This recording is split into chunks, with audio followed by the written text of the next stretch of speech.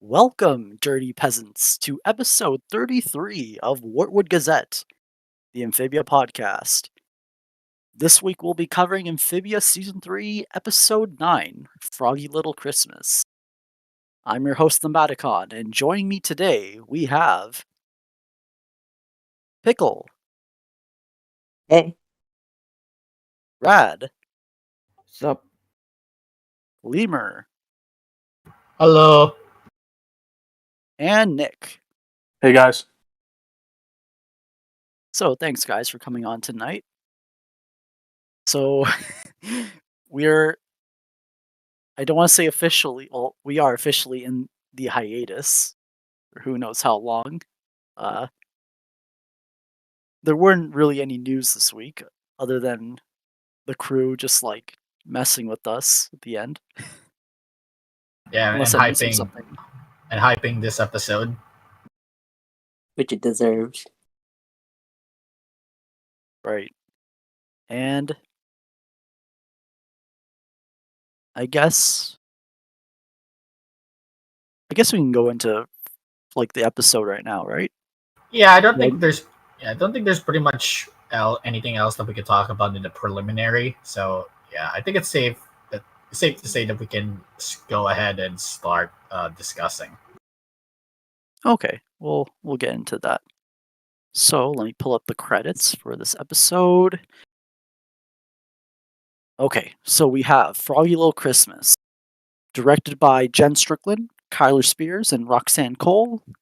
Written by Adam Colas and Geneva Mai. Storyboards by Alex Swanson, Silver Paul, Eddie West, and Drew Applegate. So I'm just pulling up the episode so I can see what's going on. We get a little festive version of the intro. It's just like one of those like filters where just Christmas lights everywhere and glowing balls on the screen. And also the return of the violins from the first two intros of the season. Right. So like the segment starts off at the Planner house, except now it's all decorated with Christmas decorations. Like Anne's mom is just Mrs. Boonchoi is just like throwing decorations on everywhere. We get to see Domino with that like cute Santa costume. And then like the planners don't know what's going on, so they have to ask Anne, and then Anne explains that it's like Christmas, it's like one of Earth's biggest holidays, and then right before she can elaborate further, they get a call from City Hall or the Christmas like parade organizers saying that they had a leftover spot available for Thai Go to like have their own float. And while this was this has always been a dream of Mrs. Boonchoi's, she like politely turns it down because she doesn't want she wants to keep a low profile for the planners, and yeah, she just turns down the offer, which upsets Anne and Mr. Boonchoi. So then we just get like a quick gag of what happened last, like their holiday card and Mr. Boonchoi's quest to get the perfect family photo for the holiday card. And then eventually, he fails with the flash, and then Anne immediately takes the planners to her room, calls the parade organizers, and changes the answer to yes, they are gonna have a float. And she explains that like this was always Mrs. Boonchoi's dream. She's tired. She doesn't want. She knows all the sacrifices her parents made and wants to give this Christmas gift to them. And the planners, of course, are on board with this. Oh, and then Sprig still wants to know the true meaning of Christmas, but then like Anne immediately like stops him there because they have to prepare. So right when the planners and Anne like are committed to this cause, we cut back to Amphibia, and we see Newtopia Castle floating in the sky with like a larger army following behind him, like new aerial vehicles, I guess. The Triple B explain that uh, their army is almost ready for the invasion. Their invasion prep is almost ready, and it's under budget too. And then Andrus asks why they're all wearing elf outfits, and then that's when they mention that Marcy actually explained the Christmas holiday and how it's coming up, but Andrus forgot about that. But then, keeping in with Christmas tradition, the Triple B had a gift prepared for Andreas. We get that long gag of I forgot which of the newts this is, but he just like drags the gift across like the throne room and then up the stairs for Andreas. We find out it's basically a drone for and equipped with a controller and VR goggles.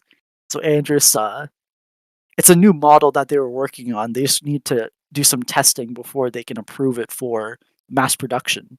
And Andrus thinks the best way to test it out is by attempting or hoping he can kill Anne by sending this new Frobo model through the portal with him controlling it. And then we get like it cuts away from him just like happily like shooting at the newts. Cuts back to Earth. We get our first we get to hear Rebecca Sugar's Christmas song that she wrote for this episode. The planners visit the IT girls, Allie and Jess, for some help setting up the parade float. The planners ask about the meaning of Christmas, and this is when they give kind of a more the more materialistic aspect of Christmas, about like gifts and trees, and Sprig realizes that he has to get a gift for Anne. And then after that, they make their next stop, which is at the museum, where they ask Dr. Jan for some decorations. And then while Anne's collecting the decorations, Hop Hop asks Dr. Jan about Christmas, and that's when she gives a long and probably historically accurate history of Christmas itself, dating back centuries. So then, just before the planners die of boredom, Anne comes back to pick them up. We get to hear another verse of the Christmas song. And then at the same time, that's when Andrus's drone teleports in. He's still getting used to the controls, and then encounters a flock of pigeons. We get another cutaway of Anne visiting the Thai temple, where they're helping her decorate. They also go to the stores. Sprig's still struggling to find the perfect gift. We get a montage of making cookies, and Mr. Boonchoi not being able to get the perfect candid photo.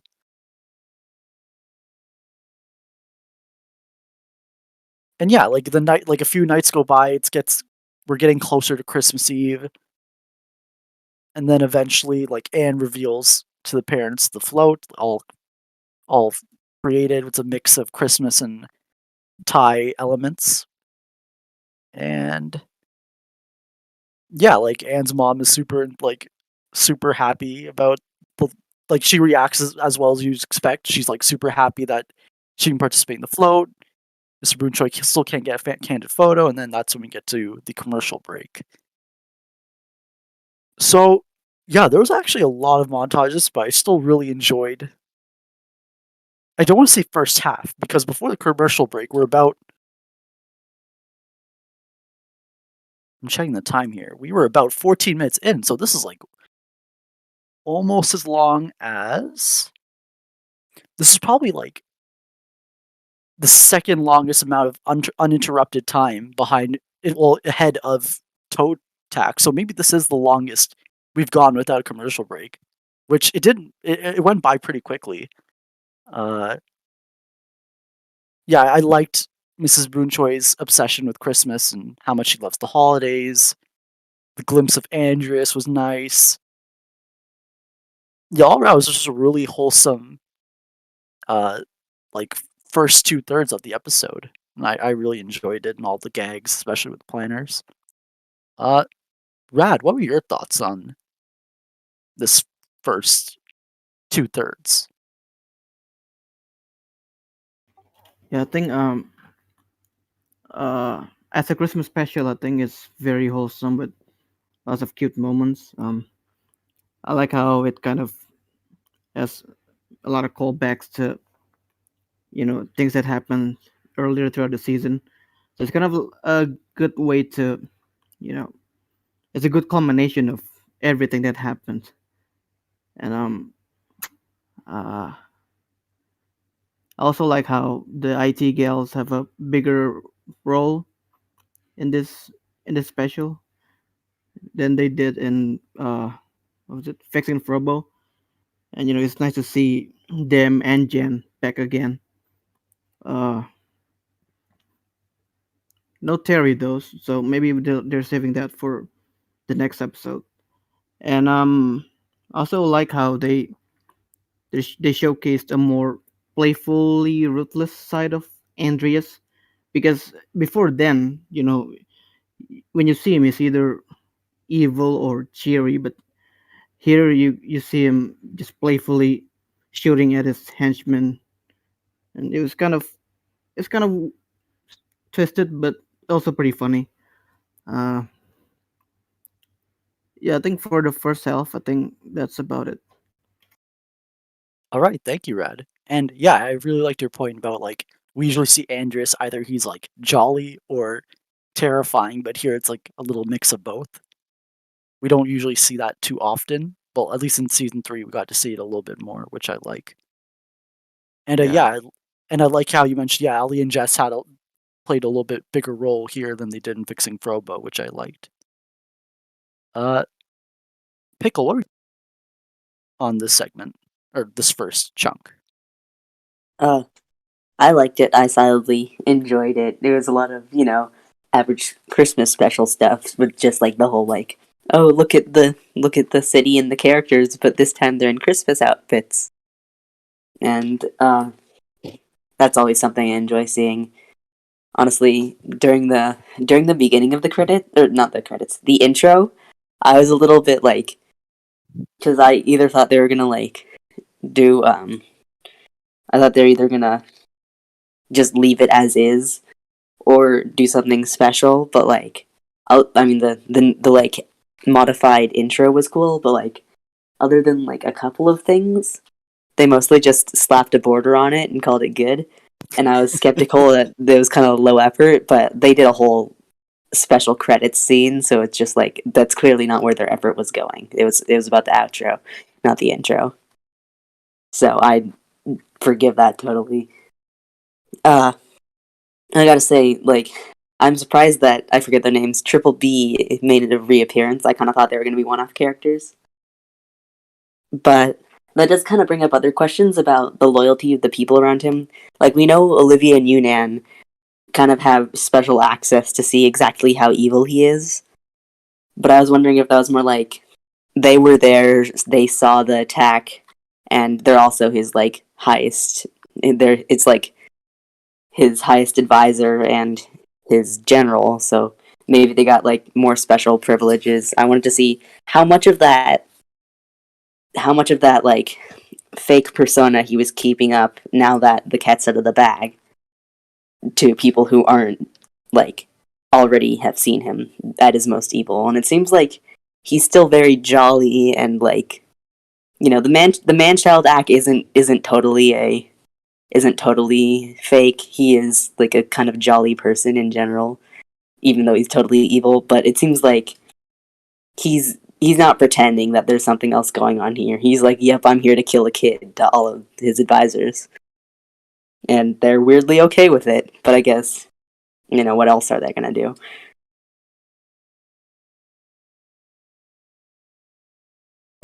All right, thank you, Pickle. And yeah, for the for the intro, like I didn't. I'm not saying it's bad. It's just like sometimes it felt like two different intros fighting for the Xbox. Like the way like you hear the jingle bells and you hear the bells in the beginning, and then like it's the regular intro, and then near the end you hear like the Christmassy stuff come back. But I mean, yeah, it was still nice. It was still at least they're trying to be a little more festive. Especially we can now see. It's just we see the Darcy intro, and then it's basically like a holiday filter. Just like slapped it on, and called it a night. Kinda wish they like dressed her up like Rudolph. That would have been real funny. Oh, like they give her like the little glow up nose. You guys just want to see Darcy like with her antlers hanging on with like Christmas balls or something. Yeah, or they just look like reindeer antlers at least. Like change the color. And Andrea's wearing a Santa hat.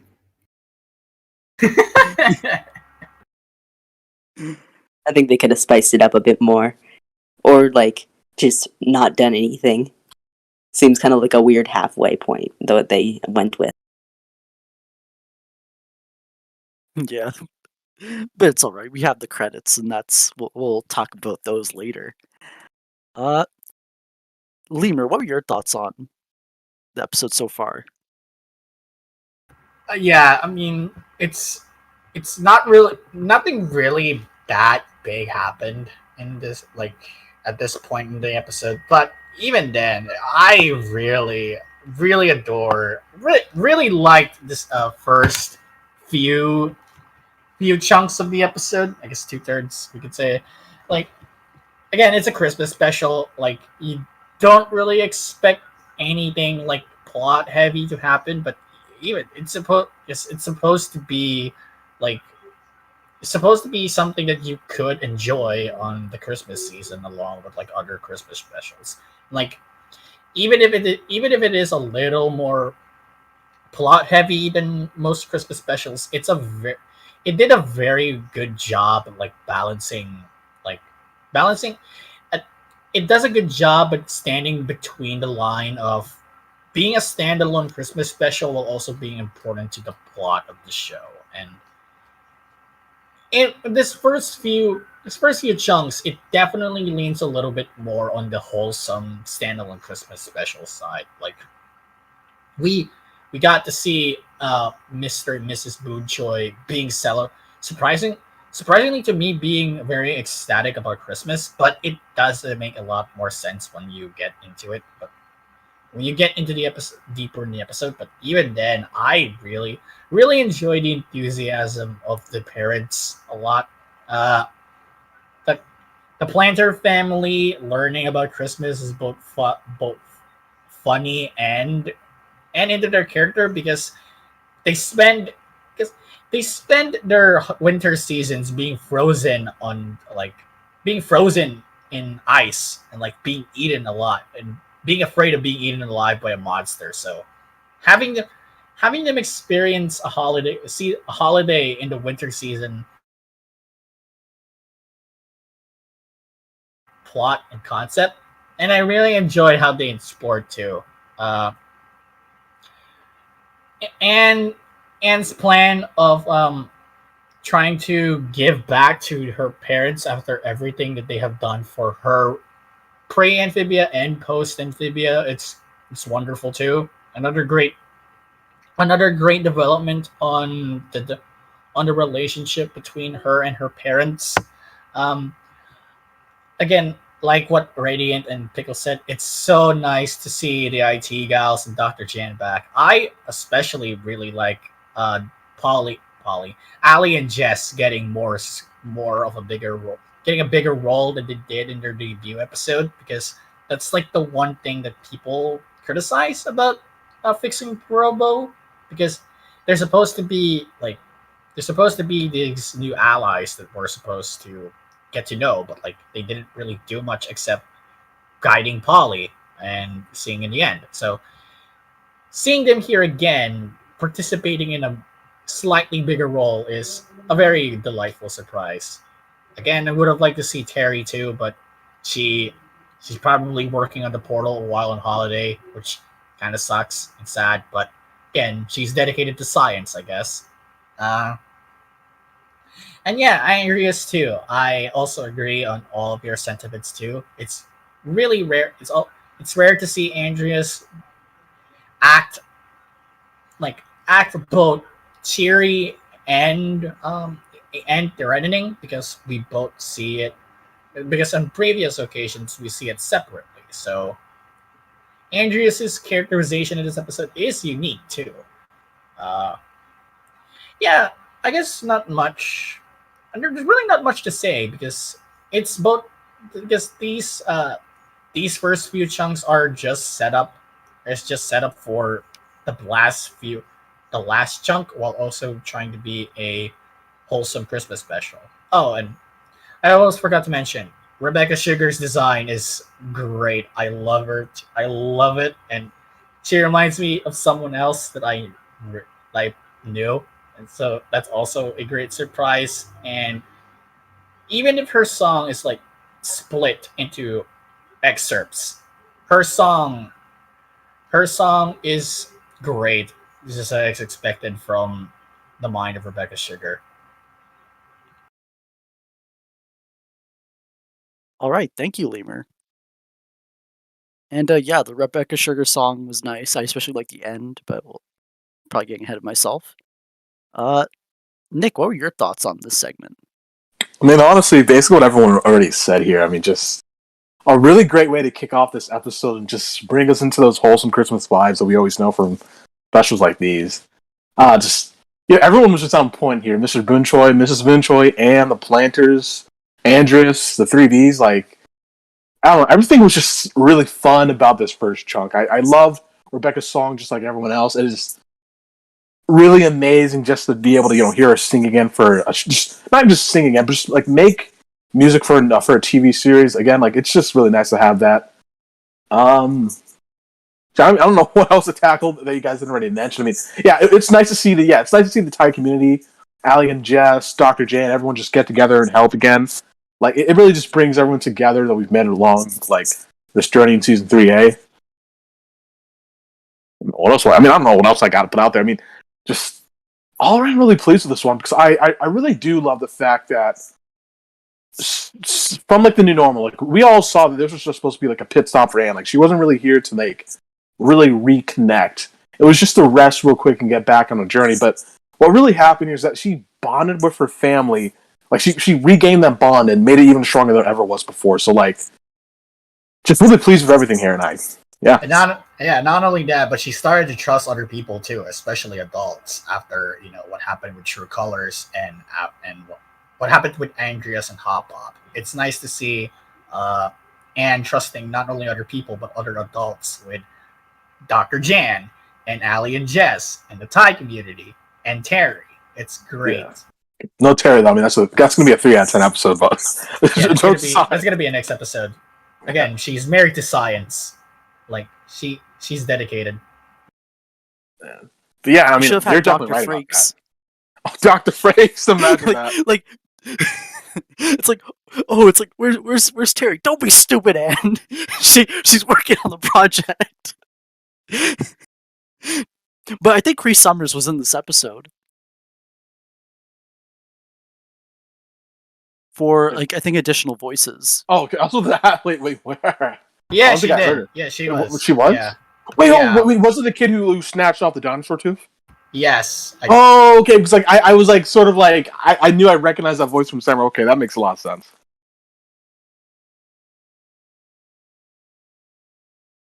And then I think Nick, you might like this. What I'm about to talk about.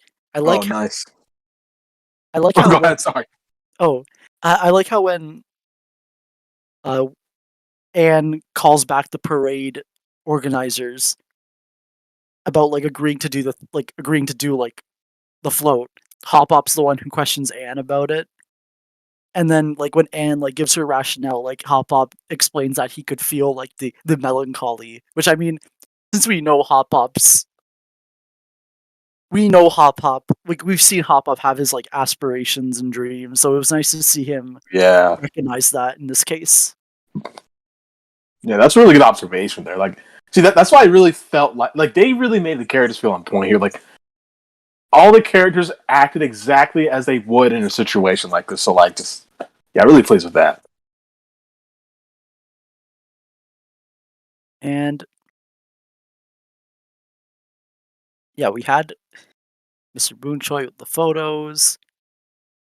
Okay, so when we first open up with Amphibia again, like, we see that Frobot making a little like snowman of himself, and like he must have some S tier snowman sculpturing skills to make, or the packing snow there in Amphibia is really nice because he was able to have arms suspended from the side.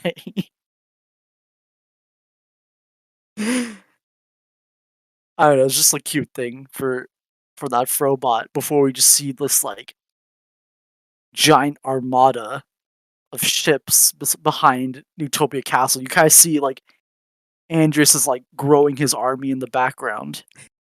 It just like that. Yeah, that little scene just reminds me of PC's theory about like the Frobots causing some kind of uprising. Like the fact that even the standard Frobot is like intelligent enough to make a snowman out of itself. Like, doesn't that sort of tell you something there? Yeah, like Yeah, I think it has a soul. Oh, go ahead, Rad. Yeah, I think it's interesting that even the quote unquote evil Frobots also have a playful side to them. It's not just Frobo, so even the Frobots also want to have fun. Yeah, we saw that with the Cloakbot too, where it kind of gained a personality as it went on, even if it was never like anything more than a small like early season villain. Like it had enough personality that by the time it was killed, some people were feeling a bit bad for it. Yeah, rest in peace, Cloakbot. Yeah, Cloakbot. F in the chat. We'll remember. This is a little bit unrelated, but I have to notice that Allie and Jess, Disney has been keeping them pretty easily censorable. Like, them being girlfriends is mentioned in some small status that could be blurred out. The only real romantic indication between them is like a small blush when when one of them mentions spending time with the people you love. Or like gifts, I think. Yeah, I think there was. I don't remember. There was like this binary code in the background that I think someone deciphered, and it said like, I think it said I love you lots or something. I can't remember, but Yeah, I love yeah. you lots. Yeah, they have like hidden background details like that. Yeah. I guess they're doing what they can that Disney will let them air everywhere, you know? Yeah. Yeah, that was a nice detail. And I love how when the triple Bs get introduced, like you hear this like really fast jingle bell like musical cue play. Cause it's just like it's so like chirpy. And just you see them in the elf outfits, like, you knew it was coming. It was just still funny to see. I was like, honestly, I was really hoping that Andreas. I know we talked about this last week, but I was really hoping that he knew what Christmas was all by himself. You know what I mean? Like he didn't need anyone to tell him about it. Yeah, like in the moment he forgot about Christmas, but then like once he visited Earth through the VR headset, then he started recalling the details that Marcy told him about. Yeah, rip that theory. Yeah, I know. Oh man. And what I do, maybe this is like a, I don't want to say plot hole or inconsistency. It's just weird how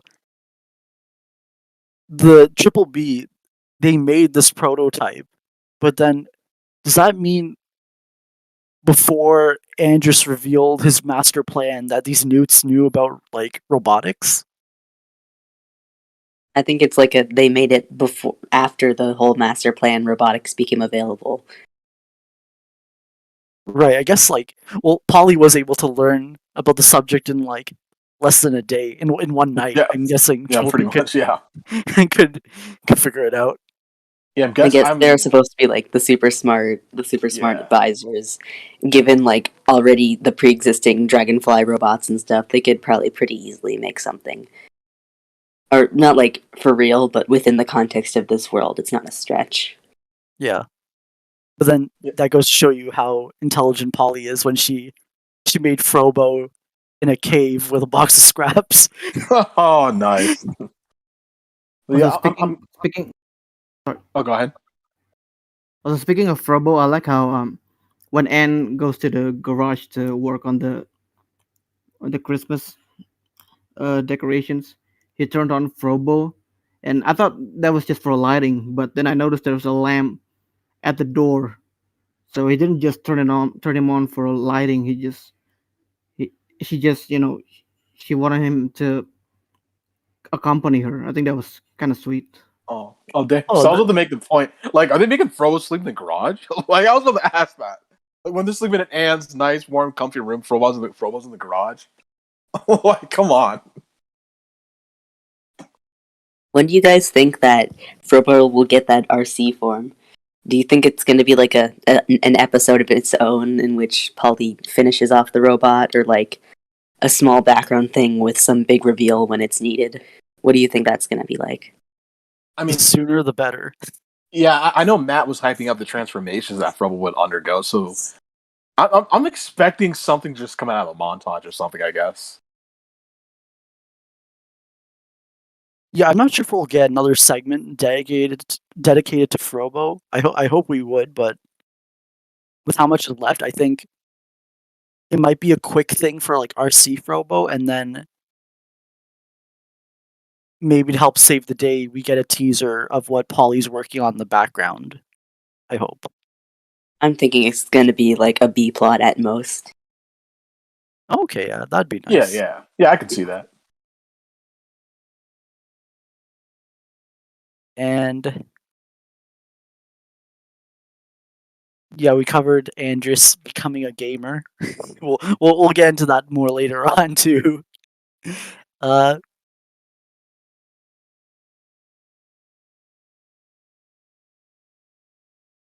yeah, just like I like how Sprig gets his mini. He gets his own mini mission of getting a gift for Anne. I thought that was nice, and then we also got a few scenes of him trying to make his own gift, and then just like tossing it all away because he thinks it's garbage. And then you also get it again with the pet clown painting. I just like that gag. Oh yeah, that was hilarious. Poor guy. Like he just wanted to. He was just making clown photos, and then Sprig just roasts his livelihood.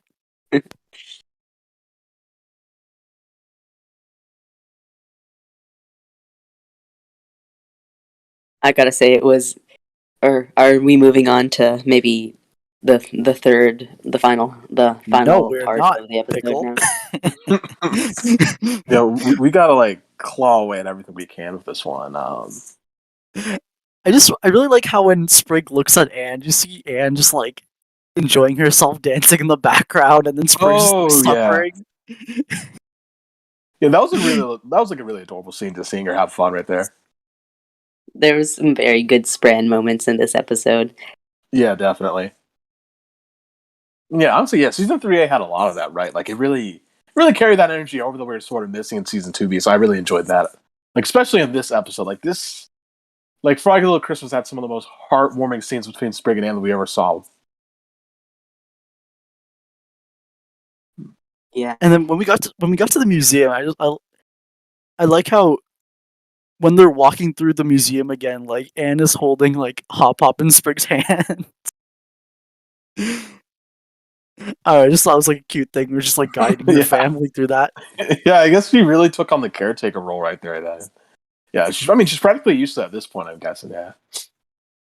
But yeah, no, it was really fun to see Dr. Jan again. Like especially, like yeah, we didn't. Oh, I mean, yeah, she was in the last episode, but like it was just nice to really get a scene of her again because we didn't really like see her until like what was it like frog? What was it? Temple Frogs? I'm really forgetting the titles here.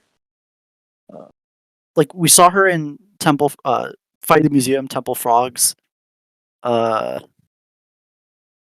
I think an episode after that. It wasn't it like if you give a frog Yeah. a cookie? There we go. Yeah, there's that one. And like her appearance here just starts out by her like terrifying some random guy. Yeah, she's basically Marcy, which is what I like about her. Yeah, basically. And then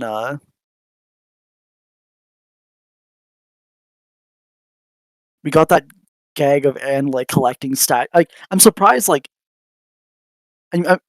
I know Dr. Jan's the curator, but I'm surprised she has like the control to like enough like say to let some random teen take a bunch of exhibit models away. yeah. I was surprised by that. Like she was taking a ton of the props, like the cavemen, the woolly mammoth. Like this doctor, and the worst part is, I mean, this is from the last one, but like those got all destroyed, right? I mean, like, what is she gonna be telling? Like, what is Anne gonna tell her after that? Like, I don't know. I don't know what Dr. Jane was thinking there. At least it seems like Anne took all of the. Oh, Anne's tab. how much of the museum she destroys? She destroyed like that whole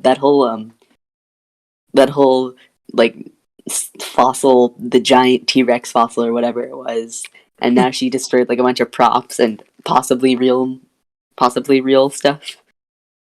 At least it looks like she took a bunch of like mostly like fake. Like she didn't take any actual artifacts, but I mean it doesn't make it that much better. It's like they trashed an actual like skeleton back in Fight of the Museum. Dr. Jane would be fine. She has a lot of replacements for it. Yeah, at least it's good. She does. It's good that Dr. Jan's in on the whole mission. Yeah, I guess as long as she gets to see the planters, I guess she's okay with Anne too. Like basically ruining her livelihood.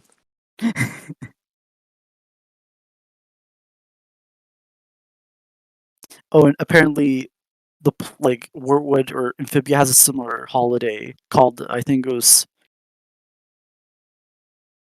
Stump Hollow Eve. Yeah, it was. Yeah, I think that was it. But like, what did Hop Hop say? Like, but it's Stump Hollow Eve, but without the sacrifices. Yeah, without the ritual sacrifice. Yeah, what is with the world and just death in general? Like, I swear, everything involved, like, almost all their celebrations have to involve like death in some way. I mean, to be fair, they are living in a world with like filled with deadly creatures, so like that is they're pretty much like numb when it comes to the concept of death. Yeah, you ain't wrong. I mean, guys, like, that's just really dark. Like, honestly, that's just really dark.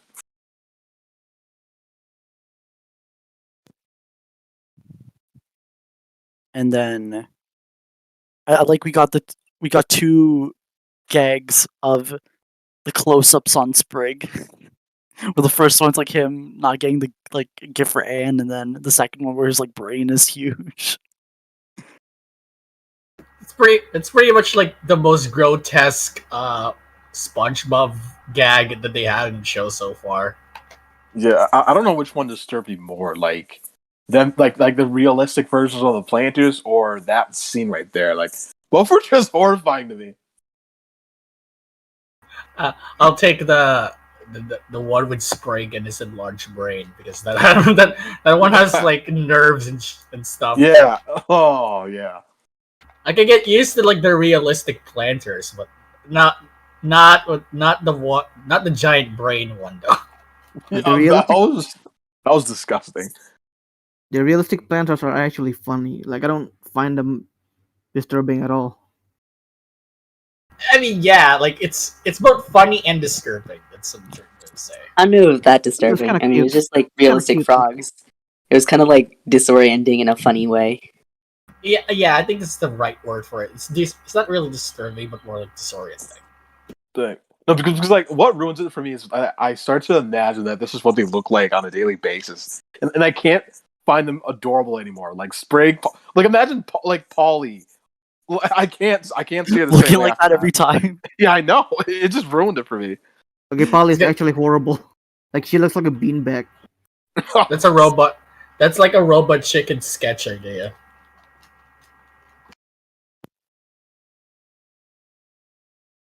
And then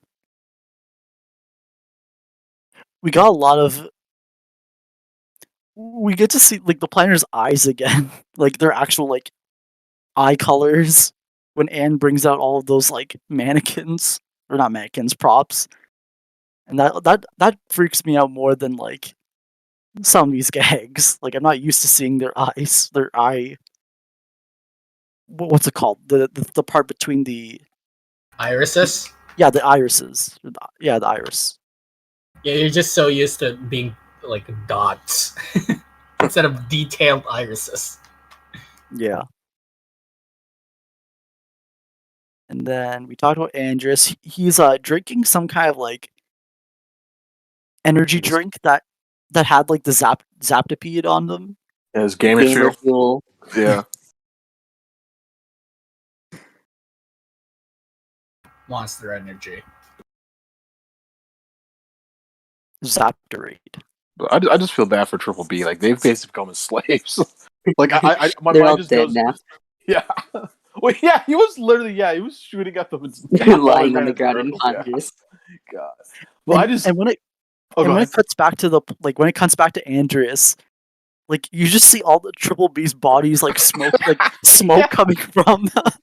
Yeah. Well, So like we don't know how long Andreas was just like Dude, I could see him just going until they just collapse. Like, oh, that's so. I just feel bad for all of them because like just that one scene of that one Triple B member having to push that present all the way up to him when he could have just reached over and picked it up himself.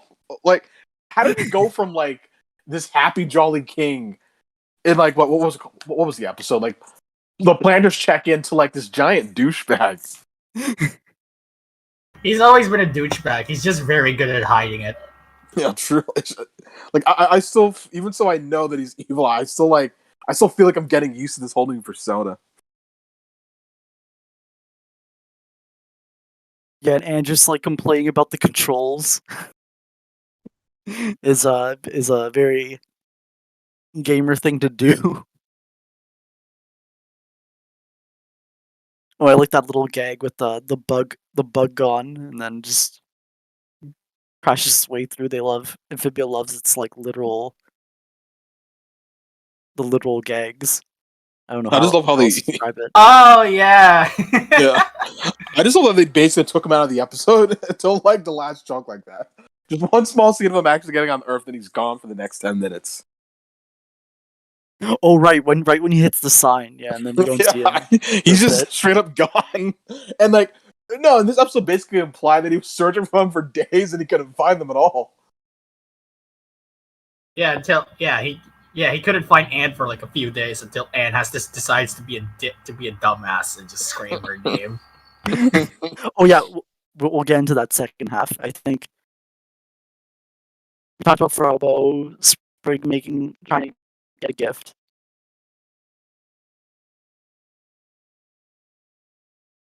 Yeah, we got the like Anne showing off the float to the parents. I like Mr. Boonchoi's rubber ducky pajamas. And like the little scruff that he has, like that the storyboard artists have in their storyboards. I like how they kind of were able to get away with that here. Yeah, finally made it in. Yeah, the morning scruff. The faux simps were very happy because of that. I mean, yeah, I would be too. If I was a whole set.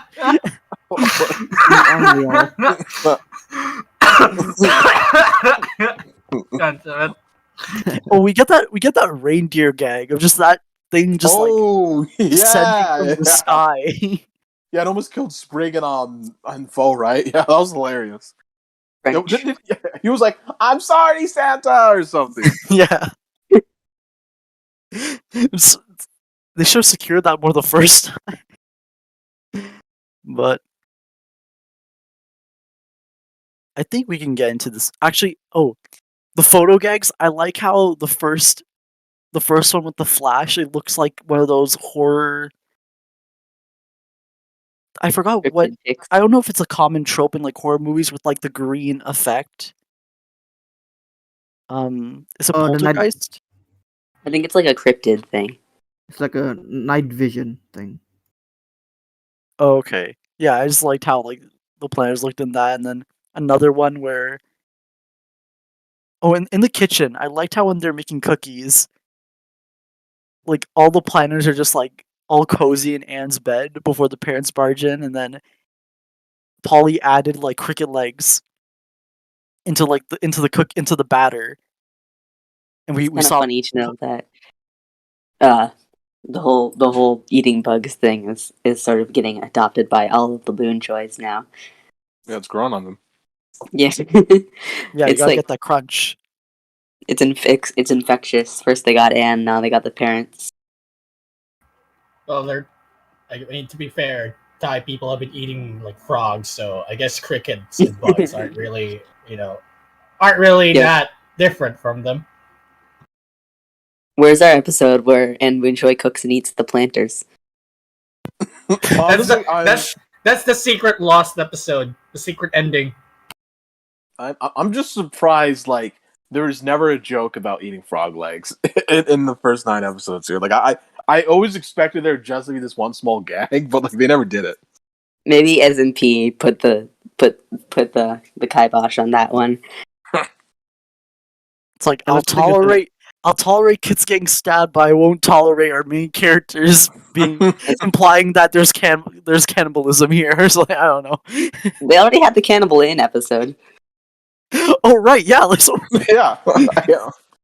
Honestly, I was because I know even Matt, like, he joked about like I just remember seeing like a tweet from Matt where he ate like frog legs and he joked that he ate sprig or something. So like my mind always told me that he was going to take advantage of that when we got to Earth or Was something. there like a little drawing?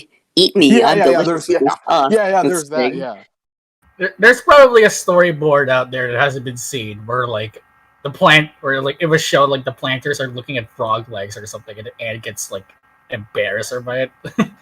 There's still 11 episodes where we might get a Anne eating the planters joke. Please, Matt, make it happen. I think it'd be like that Gumball scene where Gumball looks at a real life cat, and then Nicole tells him to not think about it. Yes, there's also the DuckTales gag then too. Oh yeah. oh yeah, feeding the ducks. Yeah, feeding the ducks. Yeah. The ducks feeding the ducks. Oh yeah, like I think someone mentioned it earlier. I like all the planners' Christmas outfits, and like Polly has like that Polly's hairdo and tiny little like shoes.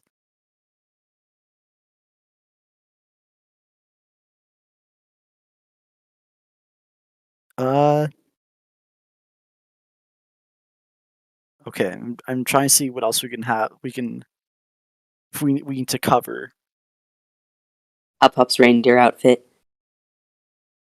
Yeah, Hop Pop's reindeer outfit. Sprig's That deserves an episode of its own.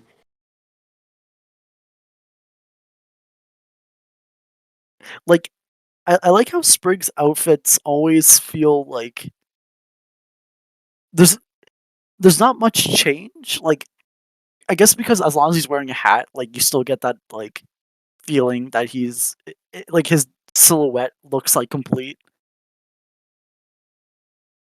Oh, they changed his sneakers. I think I'm not 100% sure. Yeah, he's wearing shoes.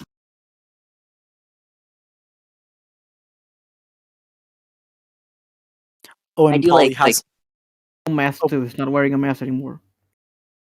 Oh yeah, he's mask off, and then Polly has a bow now. Like for her hairdo, she usually had like a. I think it was like a raincoat hat or not raincoat hat. She just had some like hat on before, but now at least it's like her bow makes her return with the hair. And Polly's hairdo is like surprisingly like good. I like Yeah. It's definitely better. It's definitely better than like other characters that we could think of. We're not going to talk about that here, but yeah, I know. Yeah, I know yeah, what you're yeah. talking about. Yeah. Exactly. I know. I think pretty much every one of the viewers here knows exactly what I'm talking about. No, they probably don't, but we'll just keep it like an inside joke for us. But Yes. Okay. Uh, I'm probably gonna get right into the final third, unless there are any objections. No, I'm good with we that. can go ahead. Yeah, we can All go right. ahead. Here we go. So the third half of this, the third, not third half, third final third of this episode is basically the night of the parade. Uh, the planners are all having a good time. It's all general good vibes going around. Uh,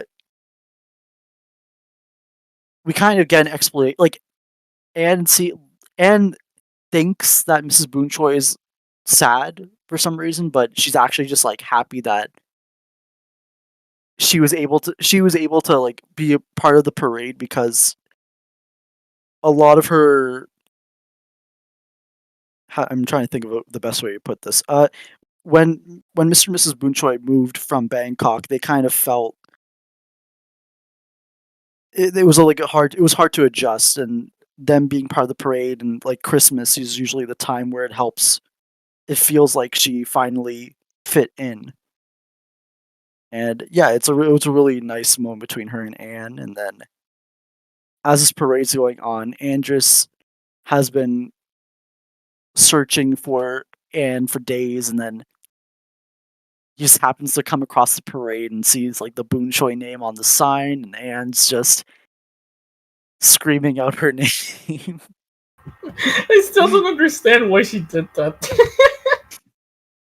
So then, yeah, like Andres kind of recalls the holiday, and then he sees the Santa animatronic, and then gets a devilish idea and decides to hijack it, and he uses like this robot drone somehow to he pretty much like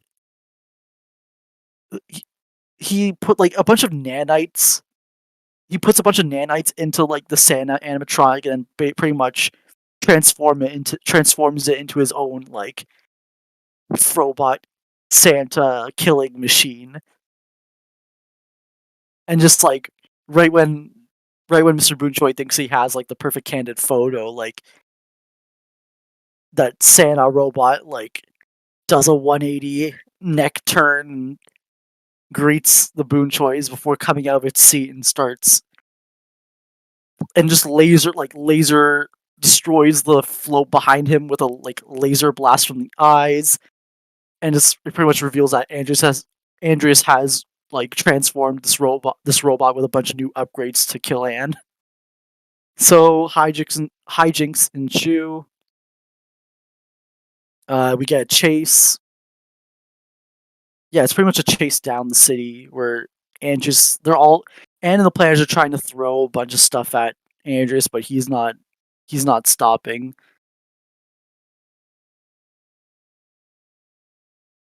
And yeah, this is basically just it's a long action set piece. Eventually, they run out of road, and then just as Andreas has him cornered, and they've run out of stuff to throw at him, they decide to light up the Christmas tree on fire and just like launch it into the Santa robot, impaling it, and then going right through the drone as well. And with that, like the Sanimatronic, oh yeah, that's a good one. Sanimatronic is destroyed, and then fireworks go off, and then as ash rains down from the sky, it's a Christmas miracle that they're all alive. So they celebrate the moment, and then it cuts back to Amphibia, where Andres just rage quits, and like while he's destroying his controller, Darcy, the Marcy, and the core combination that we saw back in Olivia and Yunnan, like just laughs at him, not laughs, just like taunts him and just calls him pathetic. uh, and then Andres is pissed, but he still doesn't care because like the army is almost ready and nothing's gonna stop him from that. Cuts back to the planners after their eventful night, and like Mrs. Boonchoy is just like laughing from how dangerous it was, and like at that point they're all just like that pretty much cuts the tension and then they're all right, and Anne's disappointed that the float got destroyed, but like Mrs. Boonchoi knew Anne's heart was in the right place, so she's still happy she got to do the float. And then at this point, like the planners finally ask Anne, like, what is the meaning of Christmas? And then it's about spending time with people you love, and just like everything else is just an expression of that. So then Sprig at this point gives the gift that he made for Anne. We reveal it's like a little action figure, which was like a nice callback to Sprig's action figures in Flood, Sweat, and Tears. We get that Spran moment with the hug. And then the episode ends with them making cookies. Rebecca Sugar's character gives that final verse or excerpt of the song. And the episode ends with Anne writing a letter to the Wu family and Mr. and Mrs. Waybright, determined to bring Sasha and Marcy home. And with Important that, information, though. I think you forgot, like, Mr. and Mrs. Boonchoi had different letters for each other, not separate, not together. yeah, and Mr. Boonchoi, he actually got his candid photo while everyone was celebrating over the Santa animatronic that they killed. And yeah, the episode ends with some new credits, new special credit scenes, not scenes, images, where we got Anne giving Mrs. Boonchoi the butterfly craft from Hopping Mall. Then we have the planners opening their gifts, as well as Frobo and Domino, and that was Froggy Little Christmas. So And I yeah, know there's that massive error in Foe's candid photo where he's wearing his normal clothes instead of his Christmas outfit. I don't know if they're gonna change it later, but that's I didn't even notice that when I rewatched it, but I can't not unsee it now. Fo decided to get formal before switching back, but yeah, that was Froggy Little Christmas, and I'm I want to talk about the overall direction or the decision of this, but I'll probably get into that later. But I really enjoyed the second half. You know, Keith David was great as Andreas, just being the animatronic and giving all those like cheesy Christmas lines. I liked. Yeah, it was just a really fun action. It was just a really fun chase scene, and then seeing that like killer robot Santa, just like with all of its like random like power ups with the fire and the gift blasts. It was all entertaining. And yeah, I don't want to get too because I know you guys want to talk about two, so I'll leave it off at I'll leave it at that for now. Uh, I guess Rad, what were your thoughts on the segment now? Well, like you said, it was basically just one big action set piece, and it was a fun one too. And I like how, like in the beginning, uh, Anne's mom talked about not fitting in Los Angeles when they first immigrated, and then Anne kind of tied it to her experience in Amphibia, and I think a lot of immigrants can relate to that, so that was nice. And also, uh, I like how when the Andreas robot, with the giant Santa robot, the giant animatronic got impaled by the Christmas tree. It was basically Marcy indirectly getting revenge. That was kind of funny. Oh man, Oh yeah, pulled the Uno reverse card there. Um, I don't know. I think, yeah. I mean, overall, yeah. I think that's it. all right, thank you, Rad. Pickle, what were your thoughts on the segment? I I really liked it. I gotta say, I think my favorite part about the non stuff that we're gonna talk about later, but just not foreshadowing, not setting up stuff later, but just in the episode was Anne getting the gift from Sprig and him saying, "You're my hero." It's just so sweet. It's the absolute Absolutely, sweetest thing. yeah. It's a nice callback to the first episode too, where Sprig calls an ugly, ugly hero, and now he's his hero. She's his hero. That was, yeah.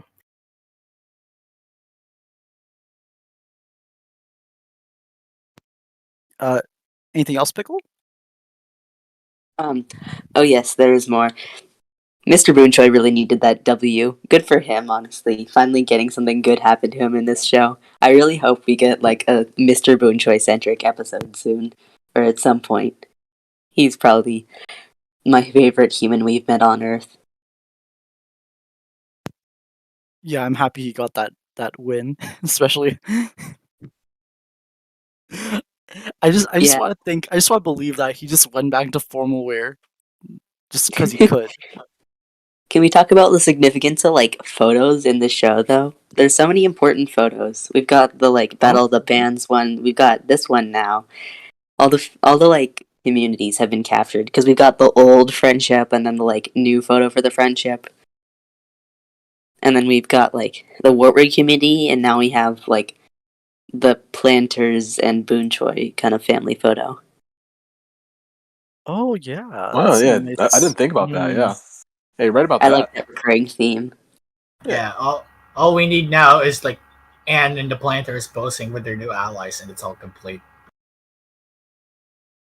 Yeah, that'd be pretty sweet.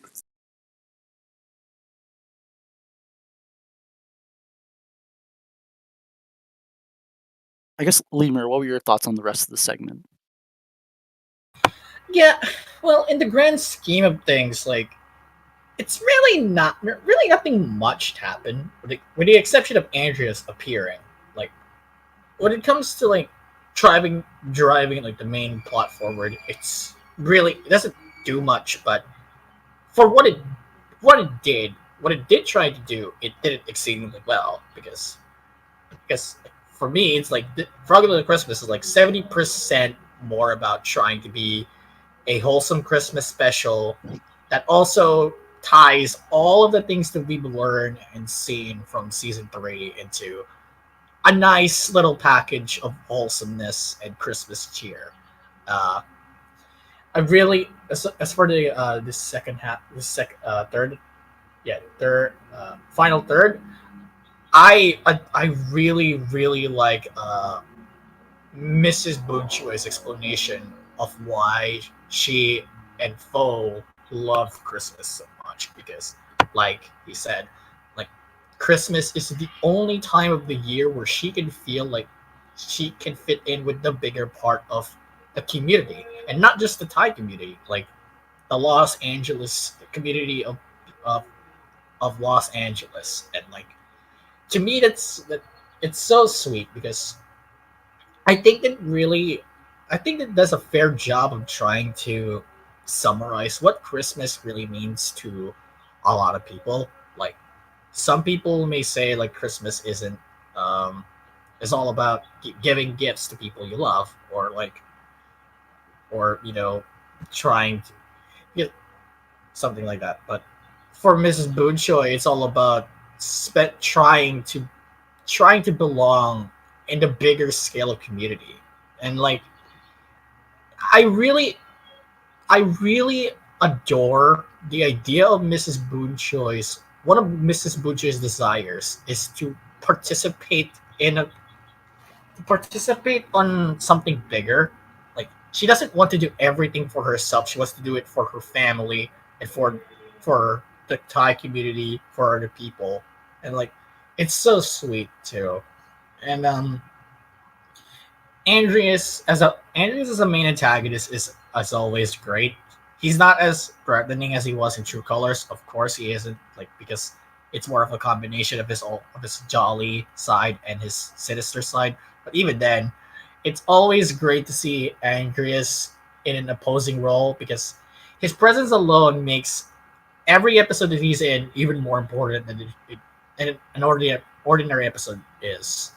Yeah, like this whole pretty much most of this final third is one giant action sequence, but the action sequence is so much fun. Uh,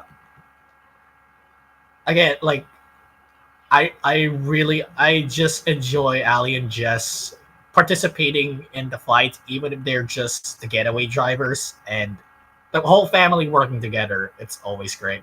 It really it really says how far that the two families have come from the new normal where the Boon Choice aren't that into the planters. But now it's they're not one giant family, and I like it. And as for the sorry, I'm gonna wrap up. All right, so, I just need to talk about one more thing.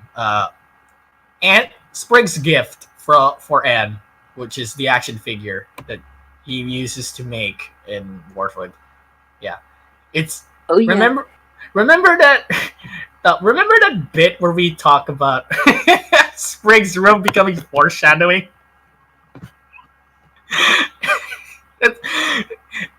it's, it's pretty much what happened here. It was literally it was actually foreshadowing, and I absolutely love it.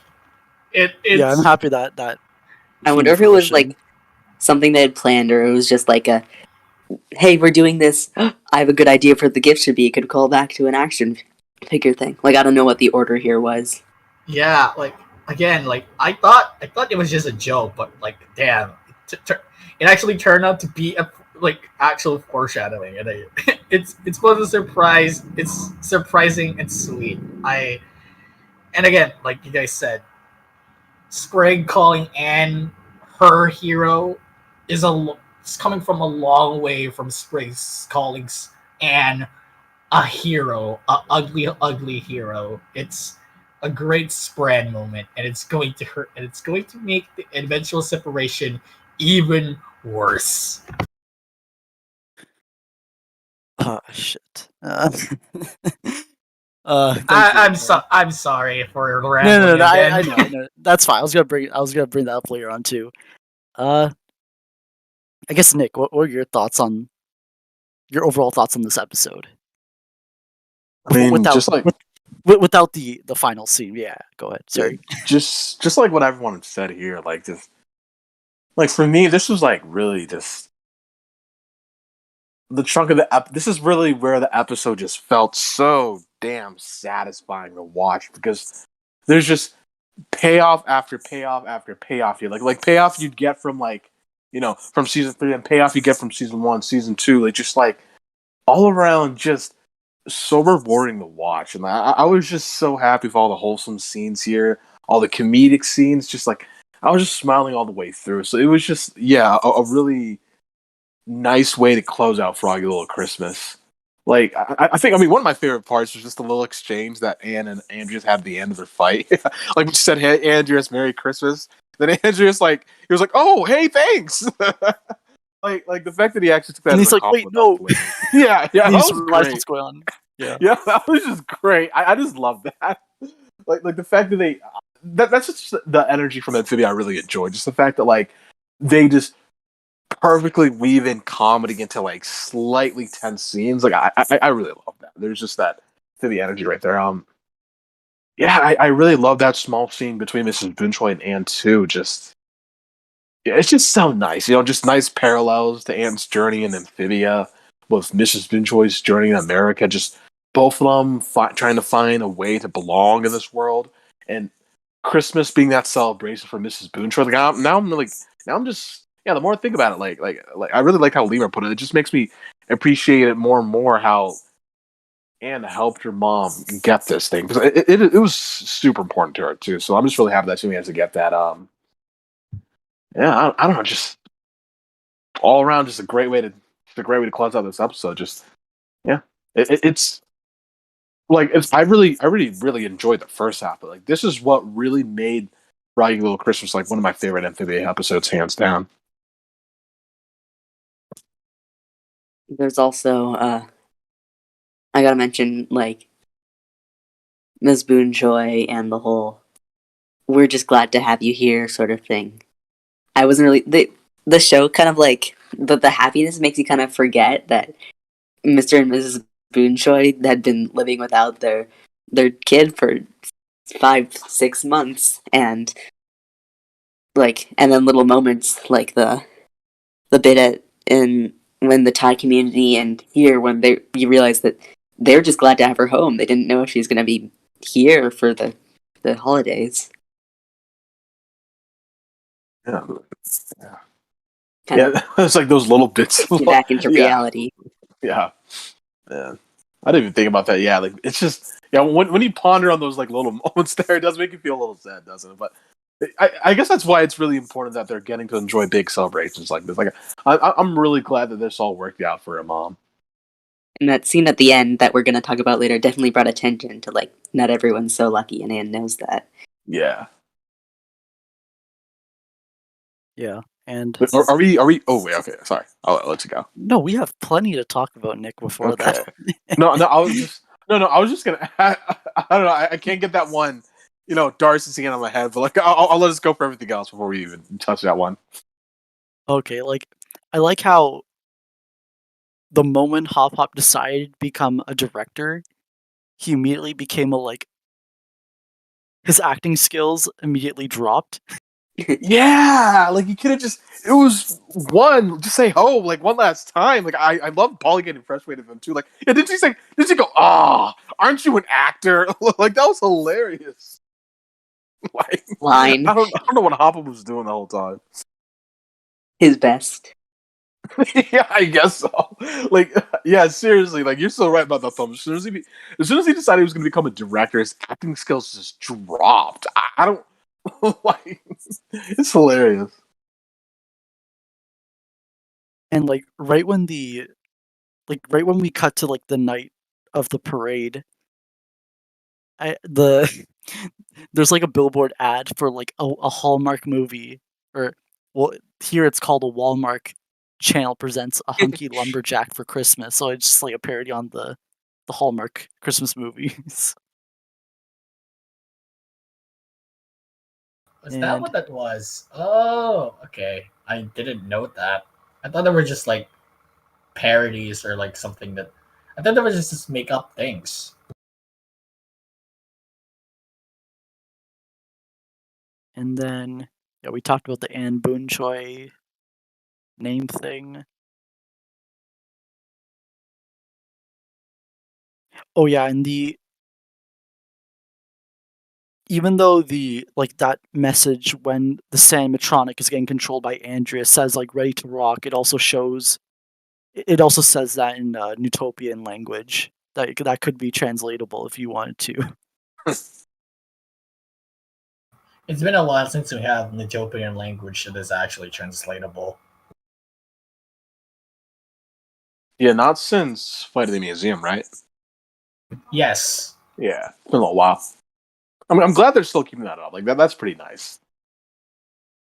Like I just have to think imagine because it sort of because it's if you weren't around people who could translate these runes, it's just like I feel like there's two different experiences you have for the show because there are certain details that some people might know just based on being able to decipher this stuff. I'm kind of glad that they're not that secretive when it comes to the runes. They don't really if there were runes, there's a good chance they're gonna just translate it, and if they don't, it's very minor things. Yeah. Yeah, it seems like after that prophecy we saw at Sleepover to end all sleepovers, they just translated everything for us. Yeah, literally, yeah, everything. I just love how everything but it's either Marcy pretty much translates it for us, or Anne. But something, I mean, just something. I know we're going a little off topic, but just something I've seen around, like even on YouTube. I've seen people genuinely not aware of the prophecy, like actually not aware that it's a thing. We're talking recent messages too. I've seen just people having no clue what it was. It's been mentioned once in canon, And like Yeah, before that, it was even by less. Like by unless you were Andreas. unless you were like actually really in the amphibia fandom, like why would you ever know about it? You're not going to be deciphering that yourself. yeah, that's true. Yeah, true. Yeah, I Like, noticed after, especially after True Colors, like, yeah, like we got like a lot of new, like all of the old references that we saw in the past like first two seasons were like making like another wave or another return, which I mean at first it was like a little bit like, oh, here we go again, but like the more I think about it, it's okay, it's nice that all these new fans are discovering this for the first time, it's and I'm it's glad a they have it's that a experience. yeah, it's a bit annoying at first, but like it can turn to be like pretty charming because it kind of reminds us of like back in the day where we were first discovering these secrets for the first time. Yeah, exactly. Yeah, that's a good way of looking at it. Oh, we also got the reindeer refusing to help them out in the actual chase. Yeah, the one time they Oh, actually now, needed it. oh, now you're unbreakable. Come on. There's something on the lines of that. And I like how the animatronic is just is horrifying. Just like the glowing eyes and the green mouth, just like that alone just adds like a whole like just like increases the creep factor. Yeah, it also turned out to like have this shade of purple, or like yeah, it had this shade of purple too, which is surprising. Yeah, when it got taken over. Yeah, Yeah, they used like what was that? What took it over again? Like nanobots or something? Like Yeah, like the drone filled it with nanobots, and that pretty much like restructured the insides of the The animatronic. That scene was a little bit suspicious, just a little bit. I know I'm dirty-minded, but a tad sus. okay. Whoa. Okay. Moving uh, on. so yeah, I like how the animatronic had like a tree shaped hollow hard light shield. Remind me of what Andrew had back in True Colors. It's They probably did not like a Yeah. intentional. It design, was making it like all Yeah. cutesy creepy, or was like unsettling. Oh yeah, and speaking of unsettling, that visual gag when that animatronic was like, is like the camera isn't inside of a building, and it's like close up to the animatronic. You can see like in the Christmas decorations of that building, it says you better watch out. Oh yeah, I noticed that too. and Do you also know? Do you guys know what the building was that it ended up fighting by? I spent no. like an hour like trying to find that book. Like, there's nothing that looks like it in LA. I had no clue what it was. Like, I mean, it looks too specific to like not be a building. I just couldn't like track it down. I mean, hopefully, like they mention it one time or something, but I don't know. But yeah, I love that. I love that they almost spoiled the climax of the episode again, right? Like they always do this in the trailers. Oh right, because they showed in the trailer. They showed the only Christmas scene we got was the foot with the like Yes, Yeah, that was the the only with the Frobot's crushed like car. yeah with the Frobot's like leg around the Santa foot. Oh, I gotta mention or I guess the trailer is including the like written finale, like the first 10 episodes, because we have that time Oh time to say yeah, yeah. goodbye to your childhood friends, and it did not show up, and Yeah, well, it's not the core. So I have yeah, people talking well, about like, is it an Andreas flashback, or like, is it Andreas himself? yeah. I think we'll get into that. Yeah, That's a lot of speculation that will like lead itself well to whatever like we're talking about. Whatever we'll talk about near the end. yeah. But I guess like this is actually a good time to go into. We don't see Darcy. We see like the back of it, and like them just like holding Marcy's 20-sided die, and just taunting Andrus about it. I think Nick, you wanted to Like, talk about this a little bit, right? yeah, like I mean, besides it being like a very cool ass way to introduce Darcy, like I have to say, like just bravo to them for that, like because if they wanted to catch my attention, like that was absolutely how you did it.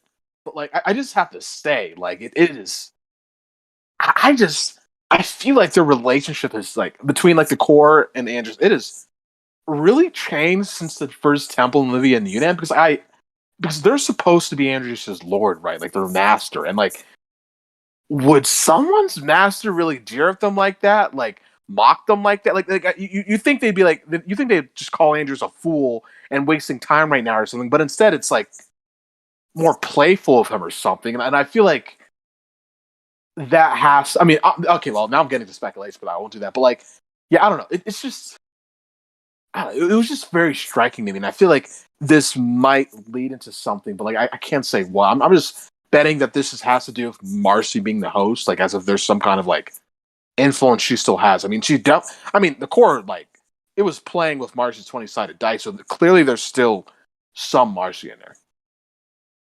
Oh, I mean, I also got a mention just like, just great, like, I don't know, just great delivery right by Haley to Ju right there. Like, they sound like a completely different person, but at the same time, you can still like faintly hear Marcy in there. So just hats off to that. Yeah, because Marcy's so like upbeat and energetic. Like her voice is like, yeah, even though you know it's Haley to Ju, like it still feels like a different character, which makes sense. Like I absolutely have to talk about this. I'm being continuously blown away by Haley Chu's voice acting. Like, we all know True Colors, her performance in that meltdown scene just blew most of us away. And her here, I was really hoping that they were gonna go through this route, and instead of having a separate voice actor or like just like, I mean, it is distorted, but like having like so distorted that it's like just like an octave drop or something to make it sound totally different. I'm really glad that they basically stuck with her original voice, but just like changed it around a little to make it more unsettling, and just let Haley Chu do the real changing. right, I'm so glad they did that, and yeah, like it's I'm happy. Oh, sorry. Go ahead. Oh, what were you gonna say? I know. I was happy that they didn't like her vocal cords didn't change. Yeah, I'm happy with that too. Like it. Oh, shoot! Now I'm getting in the middle. Yeah. You go ahead. But it's just it's so impressive, her range, just going from like bubbly nerd to sadistic, playful villain is just incredible. I really do want to talk about Darcy, but I feel like that should be saved for, I guess, later. So I'm just gonna keep my thoughts about it for now. All right. Yeah, I definitely have more thoughts that we can do later as well. Yeah. So yeah, I think we covered the Ash joke.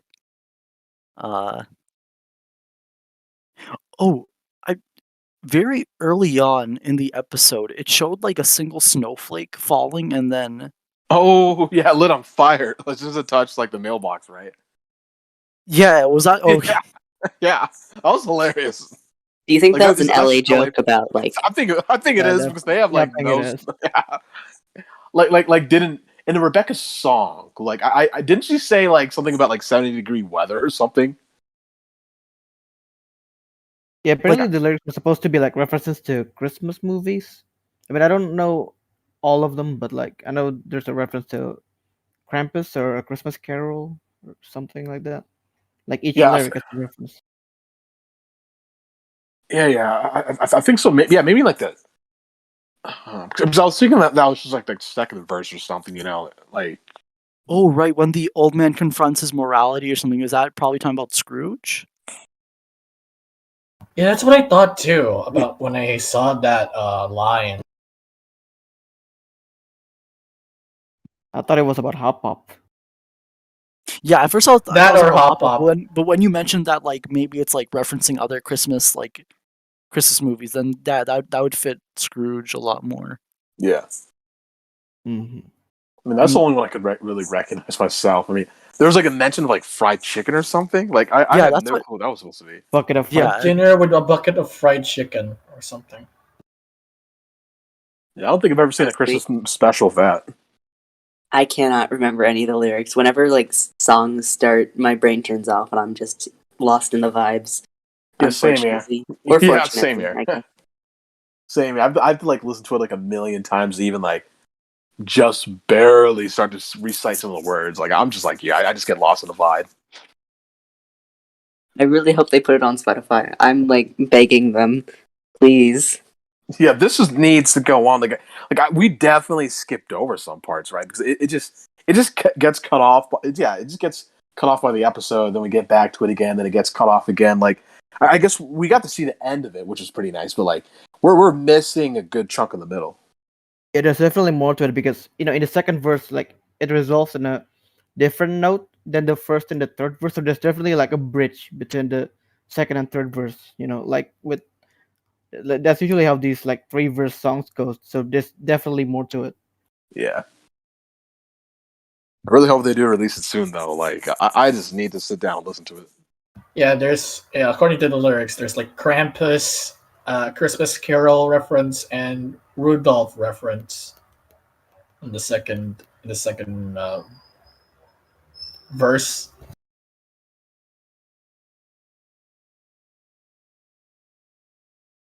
oh, I just like how Anne just really got into the spirit of Christmas with him like making a bunch of like Christmas references where he's like, "Oh, that's not so jolly," and then like doing the ho ho ho laugh. Yeah. Yeah, that's I mean, that's actually another thing though. Like, how did Andreas do about Christmas? Because he doesn't know about Christmas from he didn't know about Christmas from Marcy. well, apparently it seems that like he forgot, and then once he got on Earth, he started to remember that like he started remembering the details that Marcy told him about. Oh, okay. I thought it just meant something else. Honestly. Yeah, I did too. When I heard him go, oh yeah, I remember this holiday from the trailer. Like I thought something Yeah. different too. Yeah, same too. Like I can believe the Triple B learning about Christmas from Marcy, but for Andreas, because Andreas is kind of mysterious, everything is kind of possible. Yeah. Plus, it was just the way he said it too. Like that just it just made you think, oh, maybe he has like some great memory of the celebration from the past or something. Like it just made you think.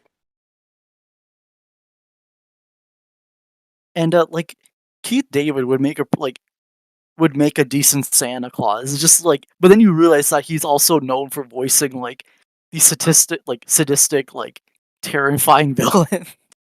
But he still has that like warm voice. Murder Yeah. Santa Claus. That's gonna be the next Netflix series next year. Yeah, like the Sandmatron gave me a lot of like evil robot Santa vibes from Futurama. Futurama. And honestly, even without the nanobots, that a giant Santa-matronic is already creepy in and of itself. Like I'd still be freaked out when I see it walking down the street, like in Macy's Thanksgiving parade or whatever. I'm kind of surprised that the way Rates and Woos haven't like seen and about and like contacted or like the I guess they got the FBI thing, but like the police being like, oh, they're home. I know they had like the gossipy stuff, but Anne hasn't been like asked to go back to school or any of her like other life trying to butt in and recontinue. Oh Because yeah, she hasn't well, exactly been. They say that they're going undercover, but then they always like go and do something crazy. Because Oh man, Boo Joy. Oh man, Boo Joy. Okay, to be fair, like Oh. even if they try, they can never they can never actually succeed to being undercover. Trouble, even if they try to get out of trouble, trouble comes to them. So shrug. Amphibia. yeah, I like how like Ali and Jess didn't want to go because of the giant robot. Oh yeah, that was great. Understandable, honestly. They're definitely gonna dissect that robot after the wreckage. Oh, absolutely, yeah. It's free real estate. Potential plot? No. Potential plot point? They can they scavenge they scavenge the wreckage of the robot and they figure out the nanobots or Yeah, they're the contraption that Andreas had. That would be a good. That would be cool. I mean, maybe they could use it to help Frobo or something. they can use it to help their YouTube channel. Oh yeah, there's that. Wow, alien technology. First, not clickbait. Alien technology just discovered. And I like how when they have to light up the Christmas tree, like we get to see like anarchist Polly return. Oh, that was great. Like she's like blushing at the idea of just like setting this thing on fire. Oh my Polly has god, a we have to. Polly has Sorry. a crush on violence confirmed. Poly X Violence, new OTP. The only shipping I will support. What about Sasha X Therapy? Not compatible that much to be honest. Can't believe you. And oh, I love that moment where like that animatronic Santa's like shooting lasers into the sky, and then that random kid is like, "Daddy, is Santa gonna be okay?" "No, Timmy." Oh, and it's just laughing. I just like that gag. But yeah, we also have Gamer Andreas just like rage quitting, and the Triple B are just like very, very calmly like walking out of the room while Andreas just like smashing this thing apart with his sword. Yeah, I'm And they're surprised gonna- they weren't running out after that.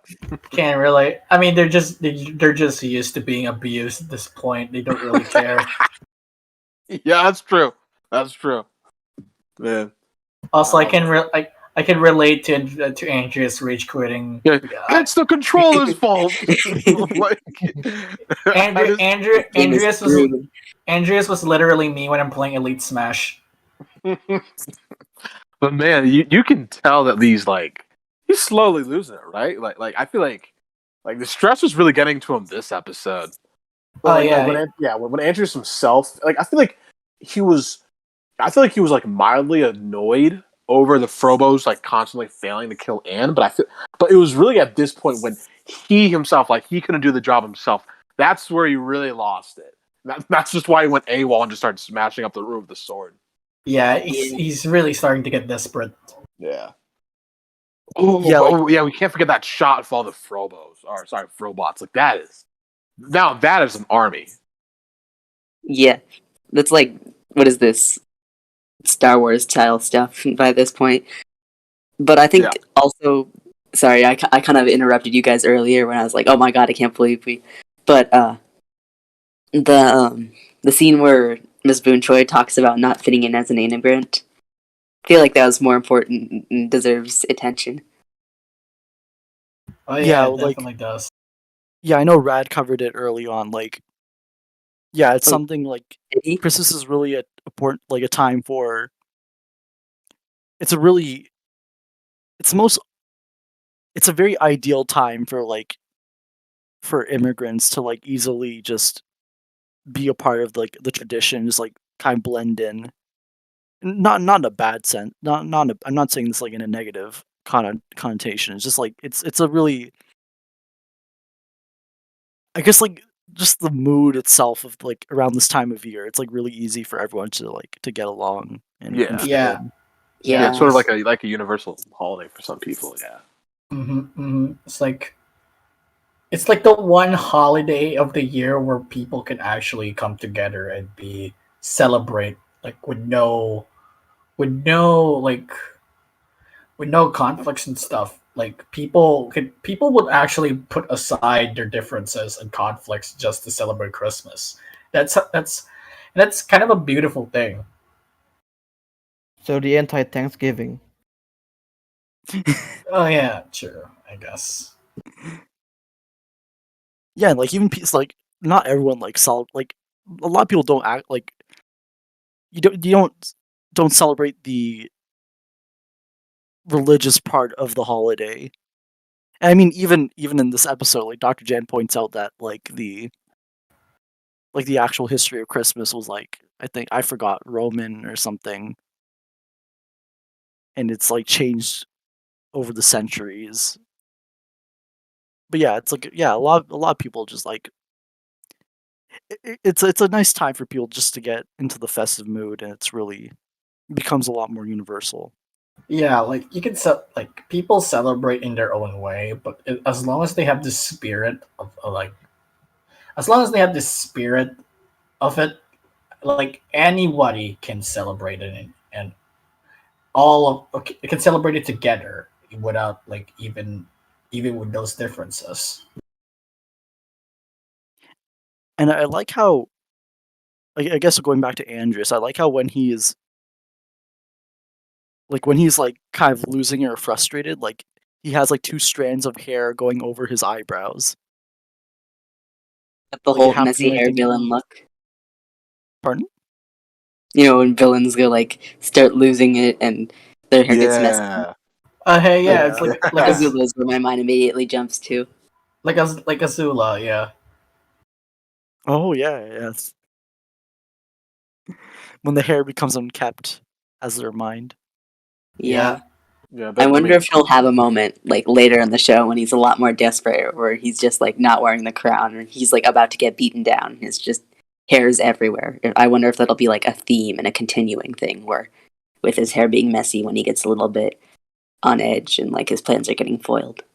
I think we'll definitely get scenes of that. I mean, I think we like from what we saw here, like Andreas is like a sore loser, right? Like a true like if he even feels like he's like losing the playing field here, like because like when Andrews is winning, that's when he's smug as fuck, right? But like when he's losing, like a different side of this guy comes out, like his more like desperate and gross side, if you will. Like you just we've seen glimpses of that, like when when Grime and Sasha snatched away the music box, like he got on all fours, roared like some kind of monster and charged right at him. Like you don't make Andreas think he's gonna lose. Like you don't try that with him. So I think like yeah, we're definitely gonna get more scenes of him just slowly losing. I wonder if like he'll ever get like he'll have the balls to be mad at his at his lord. Like I'm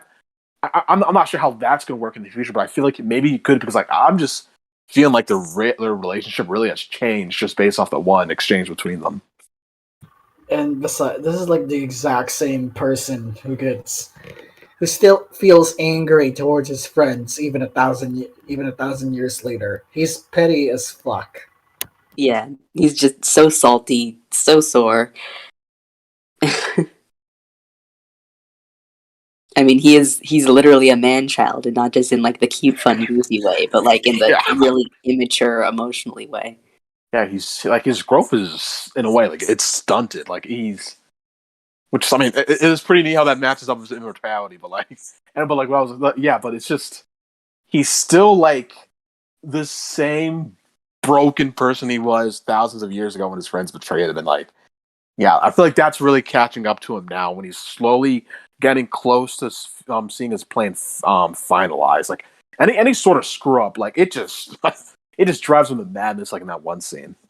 And I can't imagine his lord just like teasing and mocking him is helping. Yeah, it's just I don't have to say that's just so odd. Like, would you expect like I just gotta ask from you guys, like, would you expect like the lord of someone to act like that? Like, wouldn't they tell Andrews to knock it off or something? Instead, they're just like, bro, what are you doing? Knock it off. Like, you know what I mean?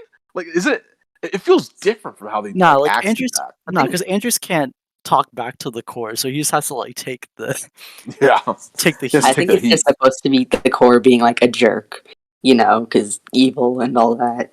Yeah. But I think it also part of Marcy's influence because she can be a bit smug sometimes, and I'd imagine that's how she acted when she beat Andreas at Flipboard. I can imagine her saying that because she's not like malicious, but I can imagine her saying like, "Haha, I won," or like I being think all like celebratory and not necessarily considerate about how someone might feel about getting beat. Yeah, she's just gonna do her little dance in like the first temple when she won. Yeah, And then Andrews is just like coming up with different cosplay ideas for her. I can imagine Darcy's Andreas costume. playing chess against her, and when she beat him, like, "Oh, haha, very good, Marcy," and then like fantasizing about her death. Yeah, he would. He would. Wouldn't he? Oh He my would. god, stop! What? He totally would. He's like, all right, Andrews totally we're would. gonna put the antlers over here. We're gonna Like, we're gonna have the cool middle. I can't get that out of my head now. God damn it, no! And then the knight screaming into his ears. He's like, more eyes. Put more eyes everywhere on the helmet. God damn it! Freaking cosplay maker Andreas is no thing.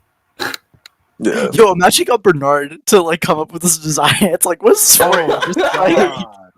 Oh, I could actually see Bernard being the one. Oh, God. Because it feels like Andrews is just taking like everyone who basically worked for Mars. I feel like Andrews is just like taking them into like his I'm not even sure what to call it. Imagine if they brought Scheme? that for the takeover again. Oh my god. Yeah. See it. I mean, man.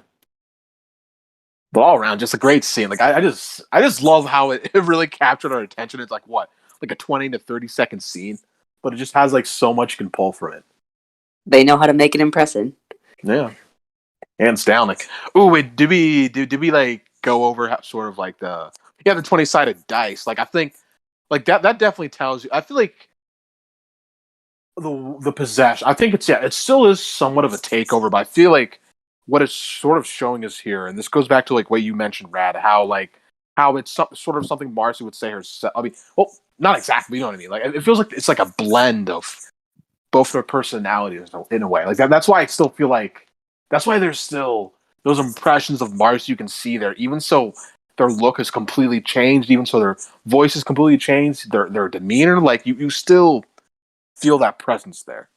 Yeah, like Yeah. while in the topic of Darcy, like we talked about this before on like when we're discussing the episode, like it's interesting how Marcy isn't truly gone, even if she still has the core in her mind.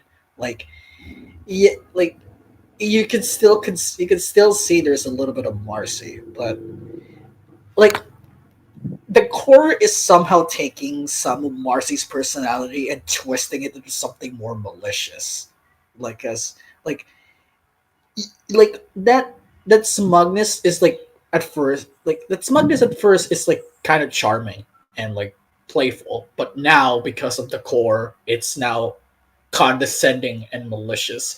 It's like the core is taking all of Marcy's personality and twisting it into something that is like making it the worst version of itself and putting it front and center. It's it, and I really like it. It's like the core is like a parasite that is controlling its host.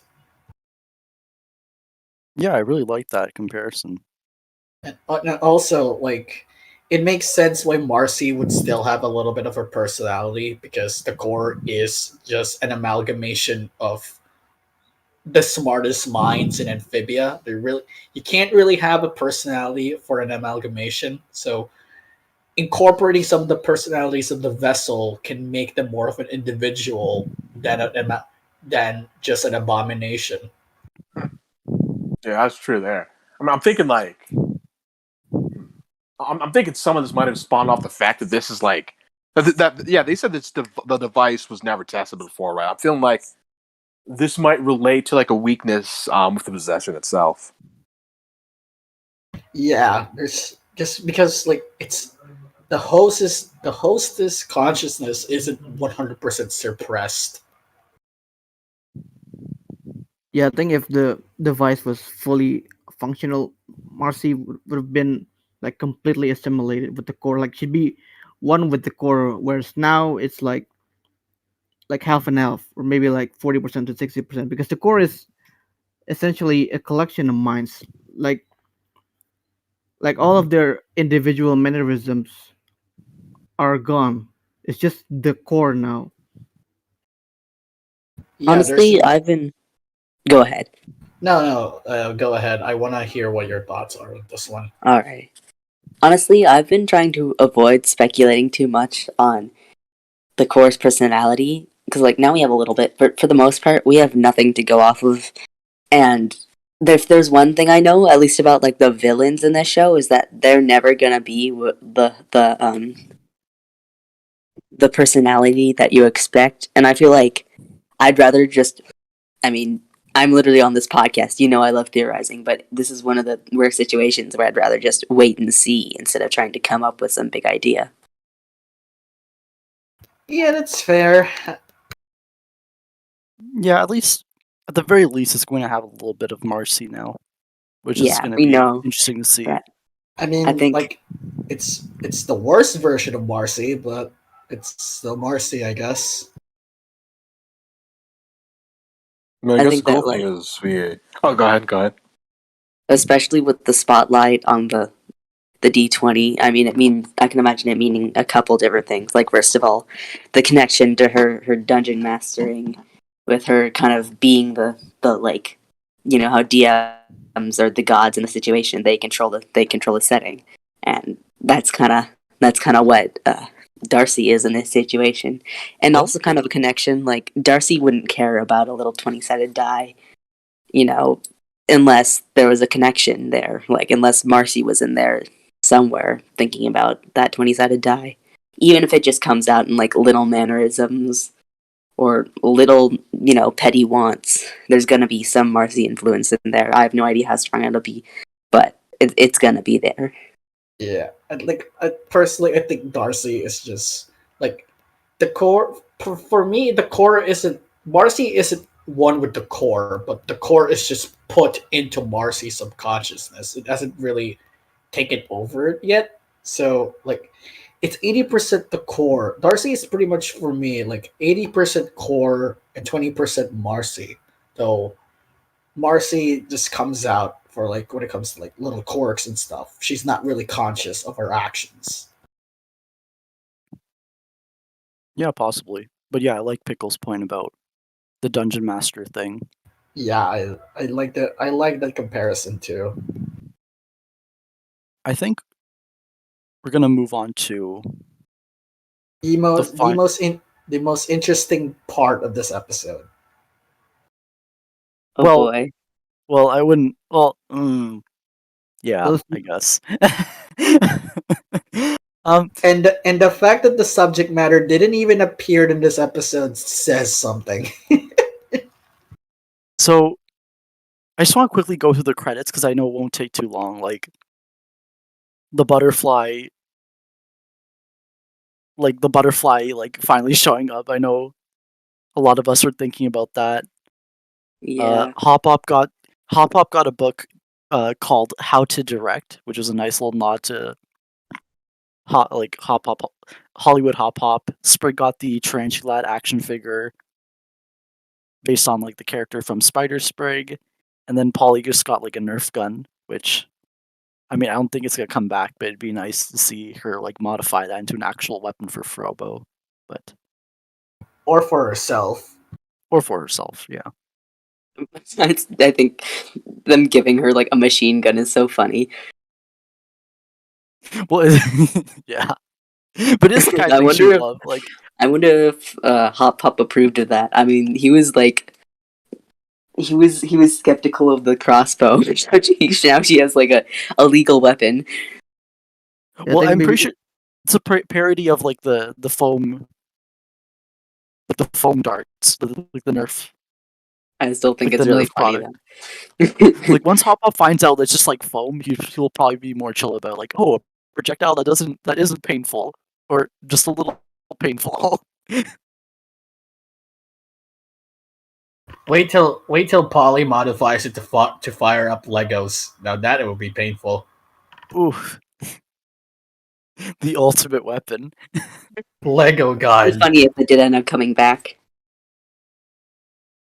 I hope so. I kind of hope so. And of course, yeah, I definitely noticed the the scene, the drawing of Anne's mom receiving the blue butterfly was Matt Brilley's style. It was done by Matt Brilley. Yeah, that made the as much as I would have liked to see the moment animated, at least it still got brought up, and I'm not sure how the anime version would. I mean, if this was anime, it still would have been a really nice moment. But at least seeing it in the credits, and especially having it drawn by Matt himself. Well, actually, I don't think Matt even drew it. Let me, because I know in the credits, I know he's responsible for the colors, and it looks a lot like Matt's style. You think it was just like they purposely recreated his style? There's no way it's either a purposeful recreation or like Matt himself. Okay, Yeah. I'm pretty sure it's Matt. It just says end credits color design by Matt Brawley, but it doesn't mention anything about the end credit Maybe it could be drawing. in credits, comma, color design. They or probably something. they probably didn't just add that info just like they didn't add Rebecca Sugar in the credits, Yeah, that was odd too. But which yeah, is a now that crime. Yeah, why'd you can't do that? yeah, the art style looks a lot like Matt, so I'm just assuming it's him. Yeah, It's definitely same. not. They just didn't credit them, just like Rebecca's song. And actually, now that I think about it, like DTVA just never really never really list featured songs in their credits. They don't do that. Even if it's like a musical show like Molly McGee or Phineas and Ferb, they don't list the songs in the credits. Just the score and the theme song and the end credits. That's it. So we don't even know the name of the song. Nope. Oh, okay. Come on. Come Yeah, I on, was like Disney. searching the lyrics and like going through Rebecca Sugar's thing on Spotify, and it wasn't there. Hope it- Although Again, like my fingers. although we can assume like the title of the song is special time of year because that's the Yeah, that's what I only looked at. Yeah. the Yeah, that's only what I'm lyric that's repeated throughout the song. So yeah, Yeah. it's a safe bet. Yeah, no, I think. I mean, what were your? Shoot. I want to talk about the credits, and I also want to talk about the song.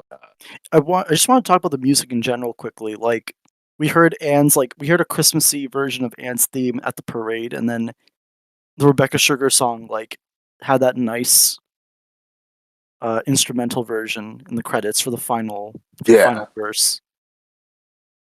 Yeah, just I mean, they really went all out with this one. Like, it's. I mean, it's. I mean, I'm getting a little off topic, but it's just like this really, really, really, really does feel like a mid-season finale to me. Like, it's so weird they had another episode planned right after this. While it feels like they went all out with Froggy Little Christmas. Like, you have to imagine what they would have, had right after this one. But like, yeah, just going back to the music, just all around, like TJ. I mean, I don't really know who works on the music besides like TJ Hill, but like, all I'm gonna say is like, you did an amazing job here. Like, this was just all around fantastic to just like sit down and listen to. Like I love like the holiday version of Anne's theme. I love Rebecca's song. I love the end credits song. I love every scene of music in here, which is great. I'm just really sorry, Rad, continue. I'm just hoping that DJ Hill would release Amphibia music again to SoundCloud because man, there's a lot of good music throughout season 2 and 3, especially in this episode, and I don't know, I just really want to listen to them like individually. Yeah, same. I just want Anne versus Wild music. Yeah. But that's me. That's just a personal thing. But I'm just really happy to hear a Rebecca Sugar song that doesn't come from a bad show. okay, Lemur. Anyways, Ayo. we're gonna go. That's okay. On the top. Okay, we're just gonna go right into the letters. Okay, I'm just gonna quickly bring up all the details here. And writing a letter, she's kind of unsure about herself. She's tried it multiple times and failed. We have the action figure in the background, and then we find out that she's addressed a letter to Marcy's parents and then Saucer's parents separately, which implies that they are not at the same location or same address. Would it be alright if we went over the rest of the letter before this specific part? Just because I know it's going to be a lot of talking. Yeah, so the entire letter is, I can't imagine spending the holidays without your family. I know how hard it is to be apart and know if you'll ever see each other again. So I'm writing to let you know that your daughter is still alive. She's trapped in another world, but I promise I will bring her back home safe. Signed, a friend. Okay, so that I'm just gonna quickly say, yeah, it seems that Anne is not completely ready to. She's at least a little bit ready to at least tell the parents what's going on, but not from not face to face. I know this is a moment a lot of people are waiting for, and we're surprised. Personally, I was surprised we got it here, and I was like ready to like defend. Even without this, without the scene, I was ready to defend this episode. Yeah. To like Helen here, back. yeah. And Yeah, I it was know in already a general. good episode. I was ready to like. I was surprised too that I was in this. I was not expecting like a scene like that to be in Froggy Little Christmas at all. But like, yeah, I was totally ready to like explain why this is still one of the best episodes they ever put out, even without that scene. Since I let you speak last for the other parts of this discussion, Nick, I'll let you like take the reins. Like, okay, how are you feeling about this? Just like I don't know, like like I am mighty honestly because like I spent so many weeks trying to explain the just the specific direction they were going with season 3 egg, like just it is very in character for them to not want to mention this kind of stuff, especially Anne, who we know she dodges touchy subjects like that. She hides in her she holds in her feelings. She wants to avoid confronting extremely uncomfortable thoughts like that. Like it was the queen of compartmentalization. Yeah, even Matt said it himself too. Like, and I really felt that was their idea with this. With what they established in the new normal. Like Anne would recite all the troublesome tasks she has to take on, but then act like they were nothing. Just trying to bottle all that up, act like it wasn't really there. And so to get a scene like that, and just to reconfirm my suspicions, it just that is so satisfying. Like that's what I was talking about with payoffs earlier. Like this is for me, this is the biggest payoff in Froggy Little Christmas because like just 9 back-to-back weeks of trying to explain and make sense of like why they handled season 3A the way they did. I mean, like you would think that people would like understand why Anne is like never mentioned Sasha and Marcy, but no, people say that this is terrible writing, or like or like the writers forgot about Marcy and Sasha, or like the writers that aren't as good as they were back in season 2 or season 1, or all this shit. It was frustrating. It was frustrating to me saying it. I think I can't even imagine what it's like for you, who is actively trying to argue against that. Now it just feels satisfying to know that I was right. It feels great like to know I was right. You were you were right all along. Like we know this is just what's going to happen, but to see it like unfold in this way is so much more satisfying.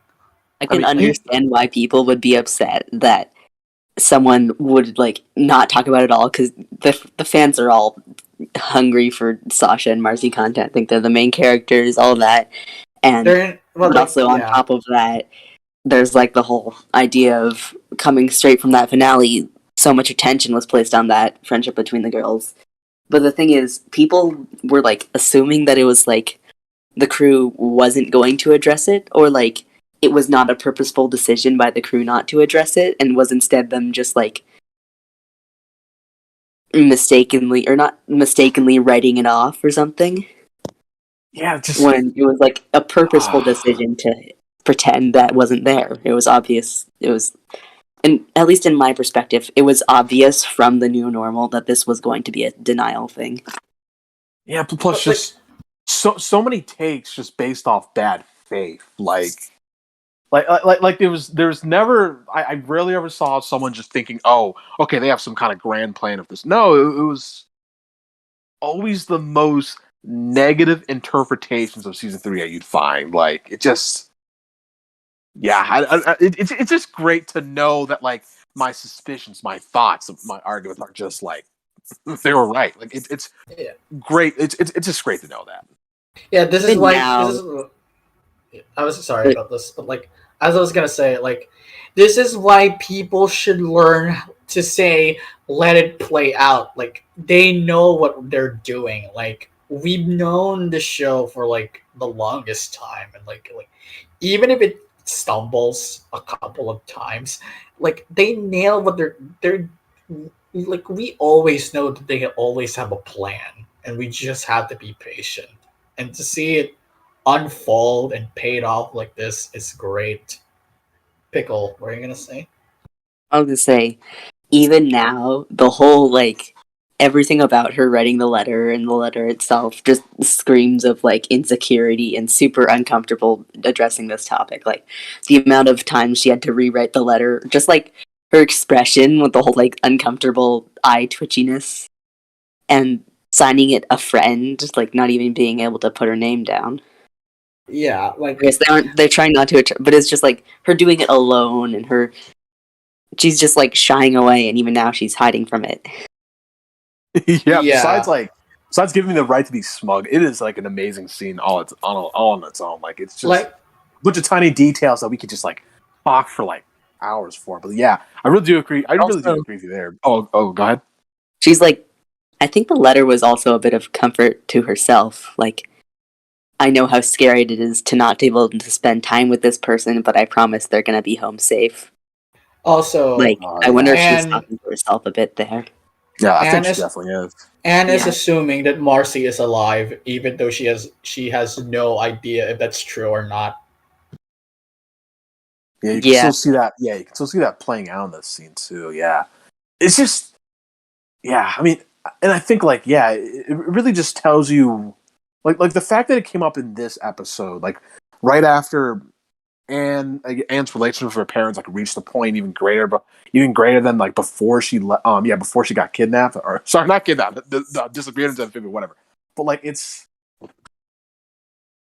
I don't know, it's just, it really just tells you that like part of these first 9 episodes was just to build back up Anne's strength, her resolve to really confront these things again, because what she really needed after all of those traumatizing events was just to relax and just go back to her family. Like that's what really happened here. Like the fact that she could find people again that she could count on, just depend on, really see people who could like be there for her. Like that's what at least pushed her to take the first step forward in confronting something like this. Yeah, And I know, that's- yeah.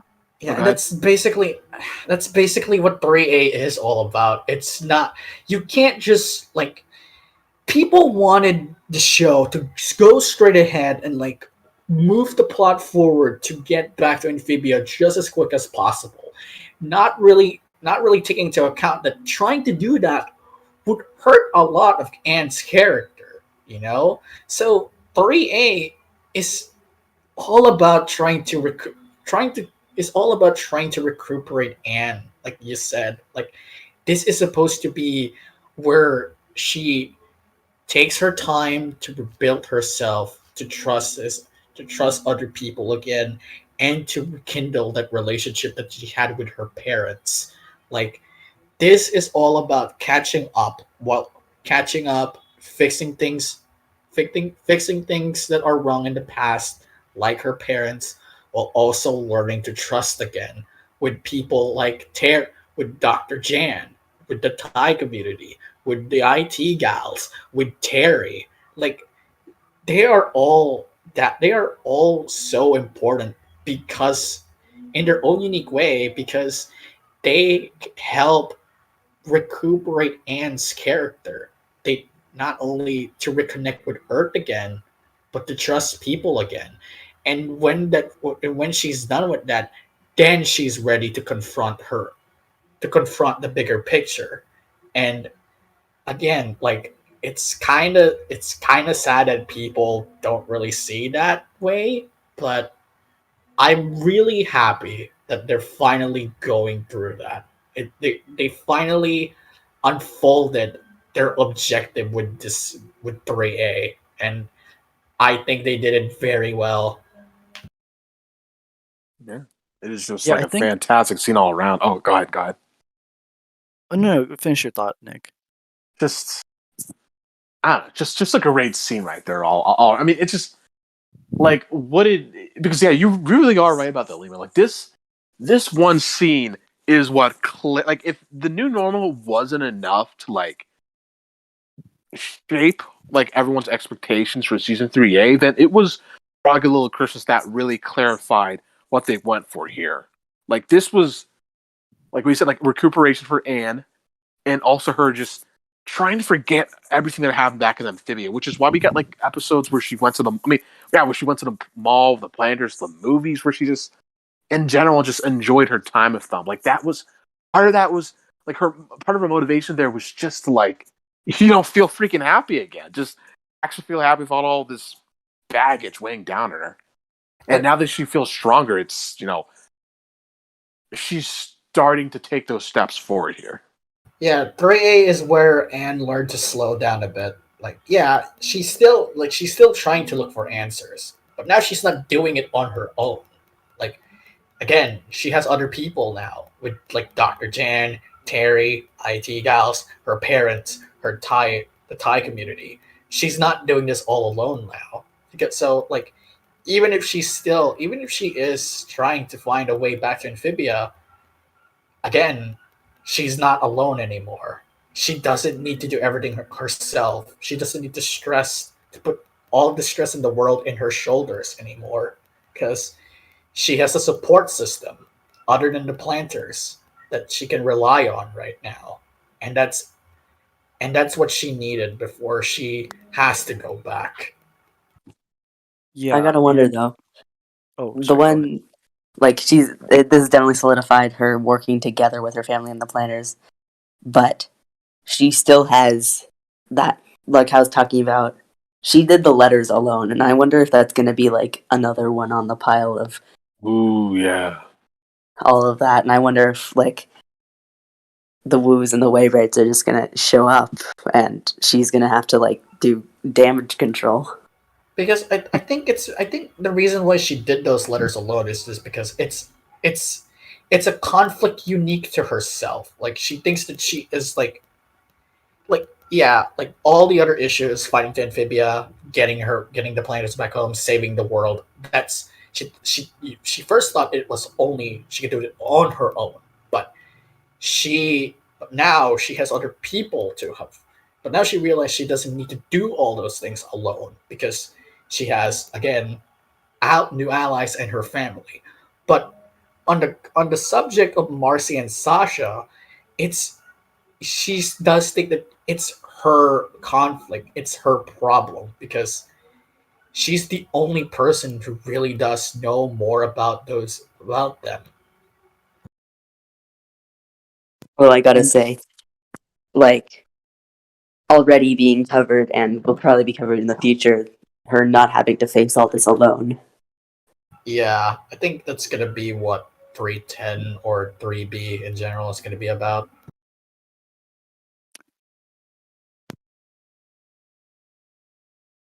Oh, so you should finally get your point out. I know you've been trying to say something for a while now. no, like I was being a little patient because I know you guys were waiting for this, so I just wanted to let you guys get that all out. I'm just pulling up my notes for this part. We didn't really like talk about like the circumstances of this. I mean, we talked about what it meant for Anne, but I guess we can like No. that's speculation for later. That's what I was expecting. No, Yeah, that's like, I think there's two sides in that on that letter scene, which is one relating to Anne and the other one, Yeah, like the other thing. Yeah. like I guess you guys want to talk about Sasha a little bit, so I'll wait. I'll hold off what I want to say. No. We should let you go.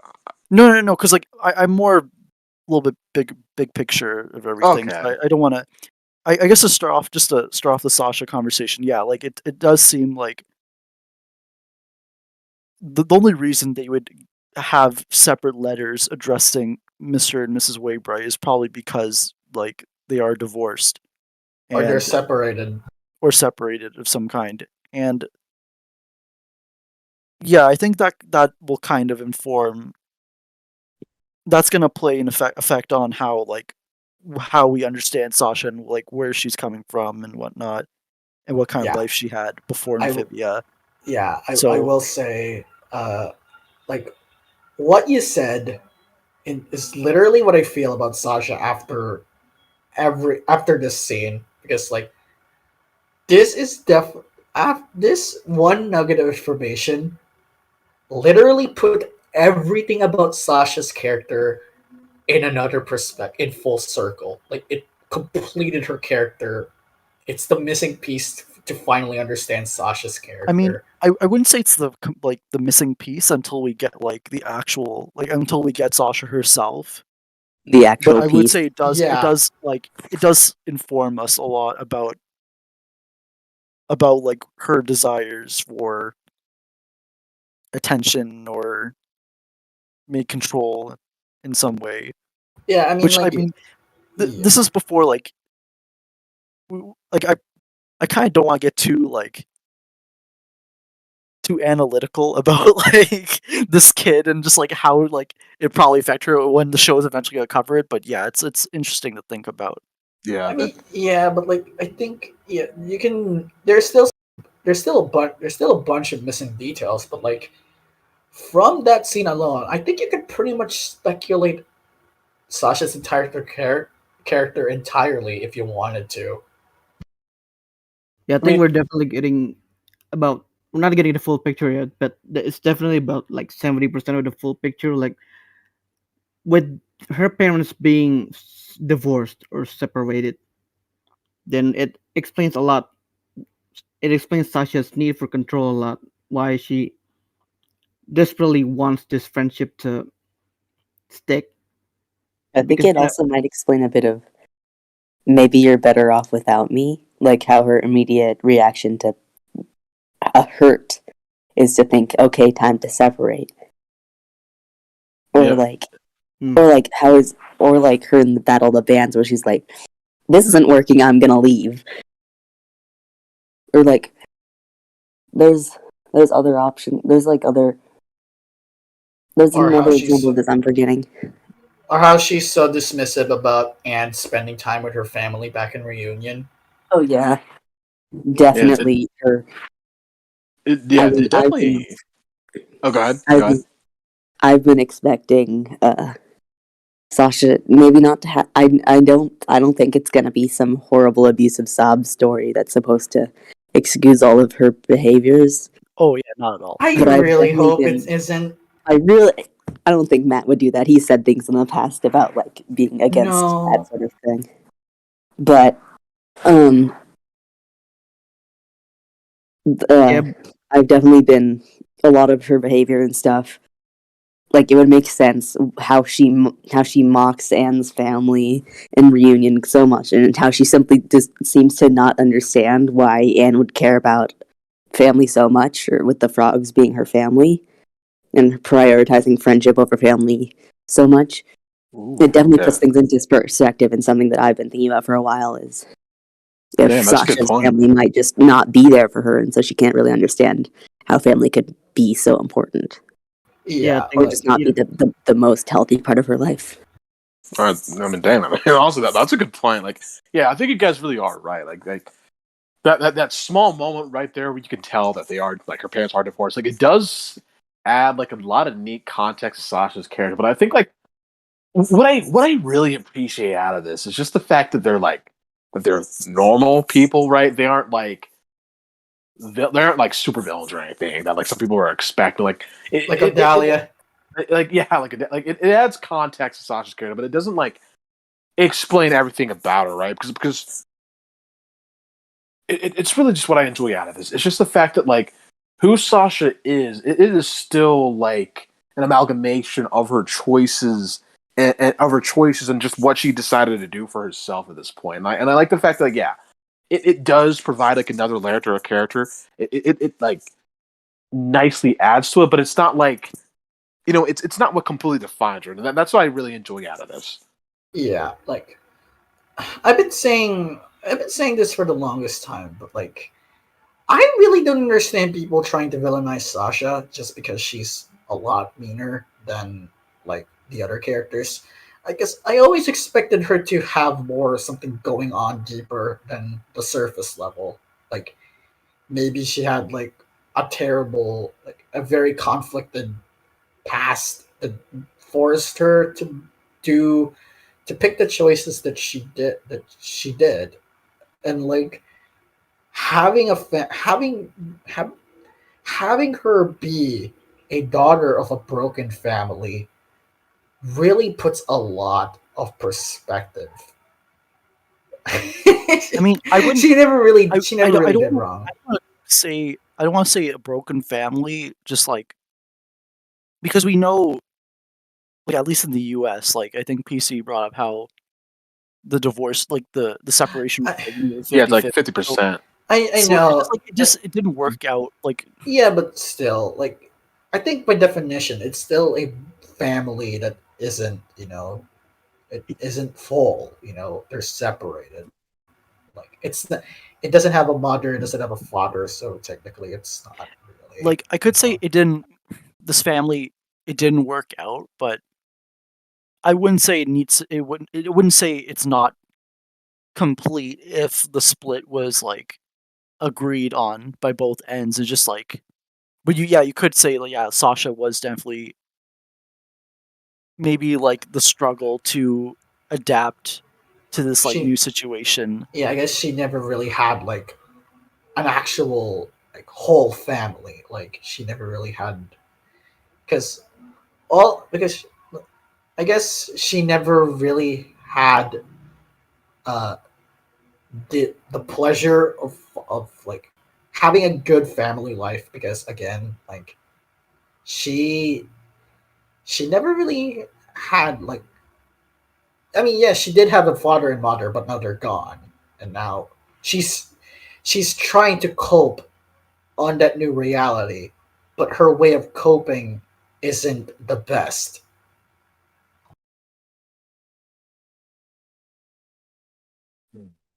Yeah, I Maybe. think like I mean, yeah, I think the divorce definitely explains her whole like rebellious streak. Just her like always acting out, ignoring authority, just disrespecting in general. I think like I mean I have like I don't have any like, experience of it really myself, but like I guess like yeah, I mean I don't. Hmm. I mean, I don't think anything too drastic really happened for him. I'm just thinking it's like what Thumb said. Like it's just sort of like things just didn't work out between her parents, and I think like she never quite felt okay after that, and part of her character is sort of like you know like what you said, like dealing with it in like the wrong way. Yeah, I don't think Sasha has never let go of the idea of her parents separating. I do hope that uh it isn't like everything. Like I can understand it's definitely gonna be important. But I hope that it's not like everything. It doesn't explain everything. I hope it's still like, you know, her actions, her choices. I hope it's not gonna be like a this is where everything went wrong. Even if like there are choices made after that initial point. I hope it's like she was already a little bit like this, or there's other factors that play into it. Because things are never that simple, you know? Yeah. Mm-hmm. And like, Uh, sorry, Rad. oh yeah, yeah. I think if there's one thing that I can take away from Amphibia is that nothing is clear cut. There is no black and white. And I think that's what the fandom has been struggling to wrap around their head because they see things in black and white. You know, before this, you see a lot of theories about Sasha's parents being abusive or Marcy being evil or whatever. But I don't think. But there's always more layers to it, and oftentimes it's more subtextual. Like they don't make it too obvious. But once you take a deeper look into it, like it all makes sense. Yes, and like, I think there's another part that I think the other thing that makes me happy that about this is that not this wouldn't really work out as well if Sasha herself didn't want to change. but we now know that she does want to change. Like she now realizes what she has been doing has been wrong. With Turning Point, and combining that episode and with this, I think it's really safe to say that season 3 is where we're really going to see Sasha finally develop as really shine in the show. Like, like we said, like season 2 is where Marcy is taking a major role in that season. This season, it's gonna be Sasha's redemption, Sasha's path of redeeming herself and making herself better is definitely going to be one of the biggest stories of the season, and I can't wait for it. All right, now that we're getting into like big picture stuff, I just kind of want to like give a few more thoughts about how like the trajectory we're at now that we're done 3A, quote unquote. And I guess like as much as I joke about like the show being about Anne and the Planners and like that's more important. That's the most important thing above all else. It's just I guess starting with Froggy Little Christmas, it's just this episode was not designed to be the mid-season finale. So and that was because it was meant to be episode 10, another 22-minute episode. So Froggy Little Christmas really had this really enormous task of being like a truly satisfying like culmination of the episodes before without even being assigned that task in mind. And like but before the episode even aired, like I had no idea like whether or not like Disney wanted this to be rerun friendly or how involved Andreas was going to be in the plot or whether like Marcy and Sasha were even going to be mentioned. And then we kind of had all these things like fall together and just by like a Christmas miracle it like I don't think we'll really know whether or not this was a perfect mid-season finale until we see episode 10 and how that plays out.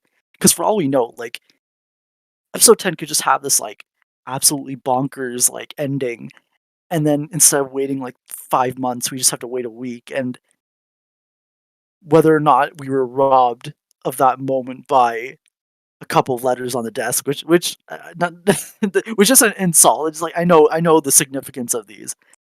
We'll just have to find out soon. I'm kind of sad in the moment because I want more content. I'm not ready for another 6-month hiatus. Yeah. But then we're going to get episode 10. We're gonna probably think like, oh man, we don't need to wait. But it would have been so much nicer if we did. But Yeah, because then we get like Honest- 11 episodes instead of 10, and that Yeah. last segment of all of Amphibia Forever.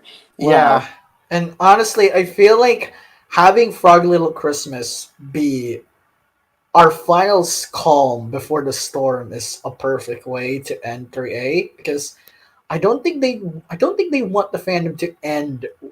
I don't think they want to end this batch with a cliffhanger. I just don't. That's just gonna be more pain for us because like we want answers, but we have to wait like 6 more months or something. I don't think they want us to do that. So I pushing guess 310 aside to be the opener for 3B, that mentally prepares us for the roller coaster that is just It's gonna be the something final like with the episodes. season finale as a season opening. It's just gonna be like hitting us right away. Mhm. Yeah. Bam, slap in the Yeah. face. Yeah, Here's I your feel like finale. yeah, we can with be emotionally prepared. That's all I'm gonna say. with everything Froggy Little Christmas packed in, like I feel like this is really for the best. Like this is like this feels like they wrote like how is this not the mid-season finale? Like I'm starting to question that with the change What are they gonna credits top too. this with?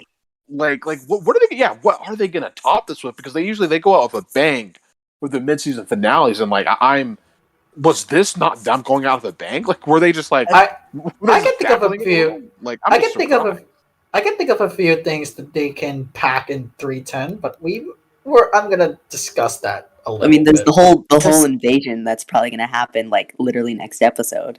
I guess I just wanted to continue off with, like, my point, but I appreciate, like, your thoughts. Like, I guess when Nick mentioned, like, how the seasons end off with a bang, like, I don't think that was really the case. And I think the reason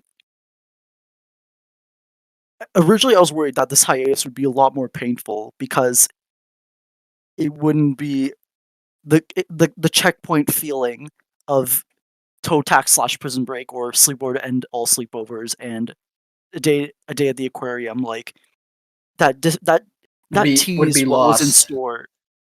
That teased what was in store for the second, like, halves of their seasons. Not too much, but, like, it did give us, like, enough to actually speculate the trajectory, which I don't think Froggy Little Christmas did, which is fine because at least it just kind of reinforced everything we knew so far, but didn't really, like, give that little spark of an idea to, like, keep us entertained for a few months, which is still which it's okay. Like, that I don't see that as a negative. But then I guess in the grand scheme of things, I'm worried that I'm not worried. I'm just curious to see whether or not these episodes are going to have a mixed reception or not going forward, and whether or not when episode 10 comes around, it's going to be part of, like, the final batch of Amphibia episodes. We're not going to really. I think it's important to remember that episode 10 is probably going to be the culmination of everything prior rather than, like, the start of everything going forward. Or that's what it was designed in mind, but now that it's changed, like, how much is that going to affect, like, the overall trajectory of, like, all these episodes we've had on Earth, where it's not going to seem it shouldn't be seen episode 10 shouldn't be seen as, like, a course correction. It should just be seen as, like, a continuation of Well, everything on, like, people shouldn't go into episode 10 thinking, "Oh, it's finally, like, the plot's finally picking up." It's just like this is what everything on Earth was meant to set up. And yeah, I know we're thinking, okay, we're going into 3B thinking, okay, we're going to get a little bit more about Sasha, which we will. And I know throughout the season we kind of there was a lot of thoughts about how Marcy and Sasha now, because in season 1 and 2, I think people understood the idea that we couldn't really see too much of Sasha and Marcy because they didn't really reach the same journey as Anne, so we couldn't really what? we couldn't have them at that point at the point of season 2. We couldn't see them too much, or else they wouldn't really change that much, and they kind of had to fail for the show to proceed and for Anne to react. And I'm thinking about how the change in setting for 3A was a lot about how it kind of brought me back to when Matt talked about his trips to Bangkok, about how, like, there's, like, the discomfort of, like, a new feeling, like the new place. I think Earth really, like, going back to Earth was that same kind of feeling. And then what we didn't really expect was that Anne would have the opportunity to go back to Amphibia again. And this could also, like, reflect, like, another return trip to Bangkok for Matt. And everything has, like, already changed. Everything's radically changed, and you're starting off at square one again. About, like, getting yourself, like, updated on new events and what's happening with everyone. And I really think Anne's gonna go back the way Anne came back to Earth and everyone had to adjust to her return. Anne is going back to Amphibia, and she has to adjust with everything that's changed in Amphibia. And it's that new fresh out of water, fish out of water discomfort. Especially when Sasha's there, and Sasha. We're going to have to see. We might have to deal with Sasha growing without us being able to see it, and then part of the show is going to be Anne having to accept that and the challenge of that. And I think I feel like some people are not going to be totally on board with that, and totally they're not going to be too satisfied with seeing the other girls having their own journeys happen. I guess without us actually seeing them, but it's just like a reality. We have to see that we have to deal with people where we last left off with people may have not been the best of terms, but then eventually like seeing them again, we have to like acknowledge that they've changed without us actually being there. And like, and whatever happens at the end of the series, like I'm 300% sure it involves the girls being on the same planet. So like in the worst case, where the reconciliation or the satisfaction of the journey they went on we didn't really get to see that. Like we always knowing that they're on the same planet there's always going to be a chance for that reconciliation to happen. And this is a worst case scenario. And then, but like at the same time, that can't be said about the planners and Anne. So if the end game is Anne saying goodbye to them forever or for like a very long time, like it was kind of very crucial to see the planners get to explore Earth, get to experience their best selves on Earth, whether it's like Polly getting a new like idea of what she wanted to be, or Hop Up. Same thing with Hop Up too, being an actor, and then Sprig.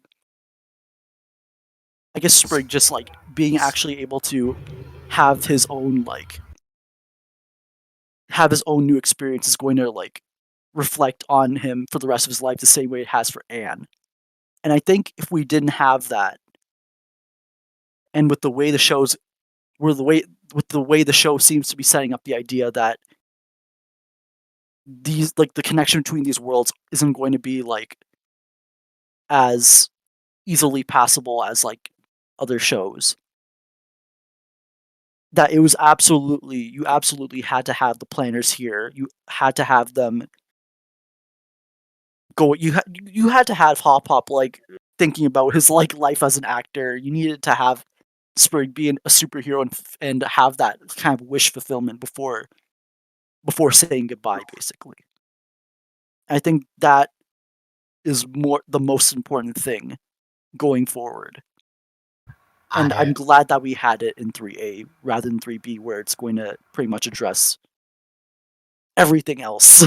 I agree with pretty much everything you said. Like I basically cope, or well, not cope. I basically accepted the idea that the girl, like Sasha and Marcy, and individual adventures, were never really the focus of the show, unlike most people will presume to believe, and I can't really blame them. But I have always accepted the idea of the planters, that the show has always been about the planters and Anne, and so it's, and again, like I really, so I wasn't really bothered with the idea of the planters being stuck, of us spending like, I guess, um 18 segments with the planters and Anne, or 17, I guess. But yeah, and even then, like the planters really changed a lot in season 3. Like not only did they experience a brand new world where they can't. You've been talking for, well,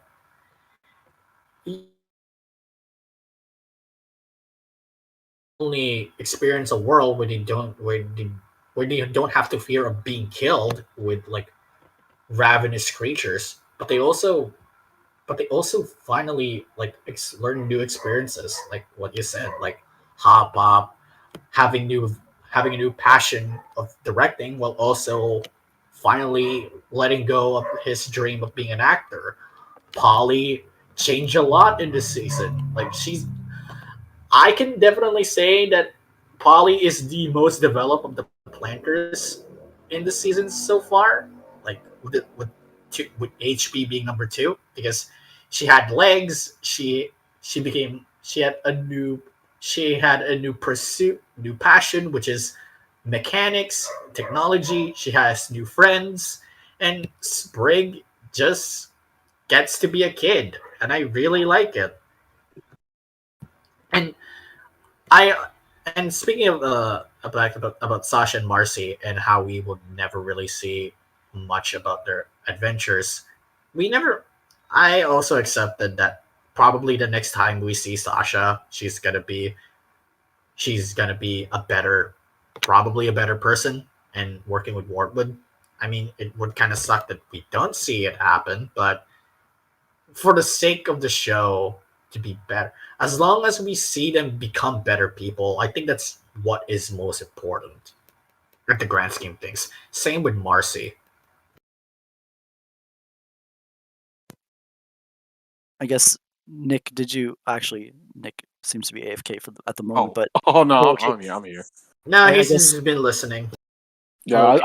I just muted myself so I didn't want so I can like accidentally interrupt you guys. So you guys had like a lot of good points, but go ahead. Like, what were we gonna say?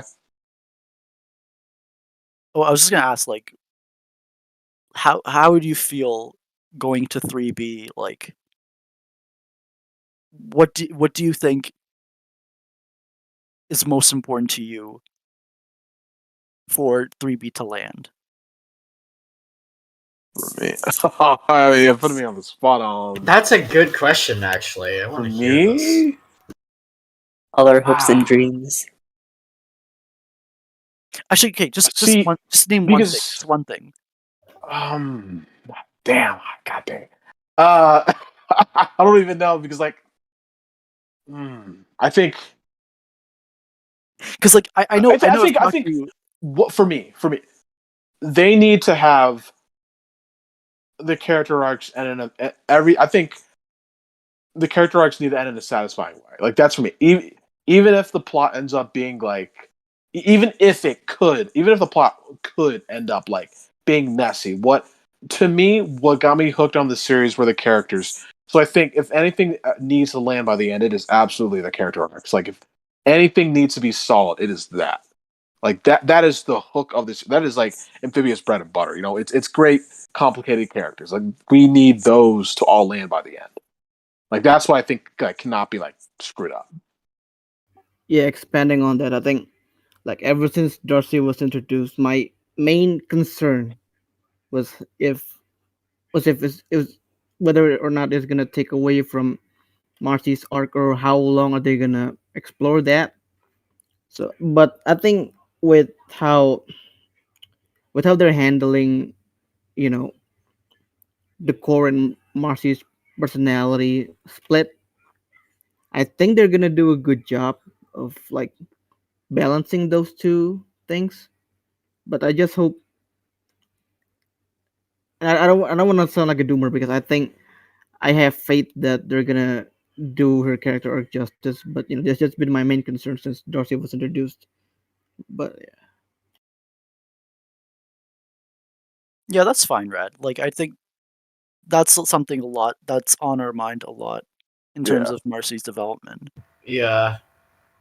I mean, oh yeah, just going off what you guys said before, I think when it comes to how like they handled Sasha and Marsh's screen time, I really do agree with you guys. So they had like a very they had a very intended idea for those two characters, right? Like the first two seasons, they didn't exactly grow or improve in any significant way. So the show didn't exactly need them to appear as frequently as the Planters or like really just any character in Wartwood, like in general. Like they had a very intended use for them, and they did what they needed to with that, and they like landed it very solidly. So like I have like zero complaints with that. But like with season 3, I mean, I think yeah, I don't think they're.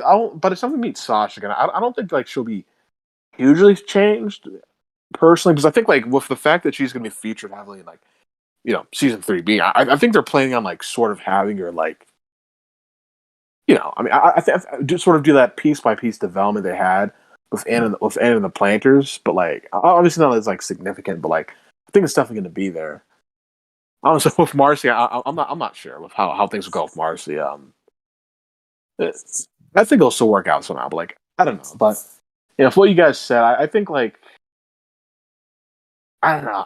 I'm not sure which one I would like prioritize more myself, really, because like this was like something like the trio getting more focus with them. That was like something that's just been like a long time coming. Like I feel like that's what's really going to be like the huge emotional weight for season 3B. I feel like. I mean, I know we've said this privately, but I know like I prioritize. Yeah. You prioritize Planters, yes. I prioritize the Planters above like anything, everything else. Yeah. But I understand the desire for Anne to have that with the girls, because since that's like that's what started the series. But like and that's pretty much like the entire hook of like the new people on the show. Like they don't really watch the show because of these gross frog freaks. They want the girls. I just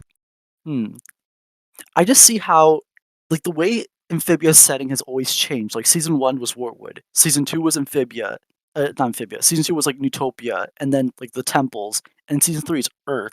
It seems like that sense of something new, like that new event. This is definitely like an adventure show, like without a doubt. Like the show is always chasing like a new setting for the characters to be in, and then like what was constant in season 2 is that we eventually got back to Wartwood. So like, of course, season 3 is not gonna. Of course, season 3 is gonna have us like getting back to Wartwood, and like there's always that like home. Wartwood was like the home base. Yeah. And then the only constant thing of the show is Wartwood. I like that actually. And I do think that part of episode 10 or even 3B in general is them going back to Wartwood and dealing with the fact that it can't be constant anymore. Especially when we saw how like the Frobots know where Sasha and Grime are now. Yes. And like and since the castle is like floating in the sky and they're advancing, it's only a matter of time before they finally reach Frog Valley. Yeah, exactly. And I think that's also going to play in part of like the show's theme of just like kind of dealing with this like new getting thrown into this new situation and just like having to readjust yourself even if you've been there before. Yeah. I think that's been like the biggest thing that Amphibia has always been about. Honestly, like as long as all the characters got all of their endings, get all satisfying endings, like the Planters and Sasha, Marcy, I'll be okay on how the show ends. Like as long as they get the endings that they deserve, I'll be okay with what's happening. I feel like the dream scenario here would be if the show ended up combining the girls' arc, the whole relationship between them, and the Planners, like similar to what they did season 1 finale, where Anne breaking off with Sasha coincided with Sprig and Anne like accepting each other as family, basically. Or they already were before, but like that was when it was really solidified. Yeah. I hope they do something similar, because like honestly, most of the relationship arc between Anne and the Planners has been finished. Like, does that make sense? How I'm that and the Planters' individual arcs too. HB, Polly, and Sprig. But I could see actually it tying in the Boon Choys. Like the end of the Boon Choi Planner arc would be then when they're like a cohesive family, including the Boon Choys, the Planners, all together one unit, and Anne's friendships coincide with that being like solidified and finished off. I gotta say that the idea of like a fully developed Sasha scares me a little bit. Oh yeah, it's kind of terrifying. Why? Actually, wait. I want to hear this. Why, Pickle?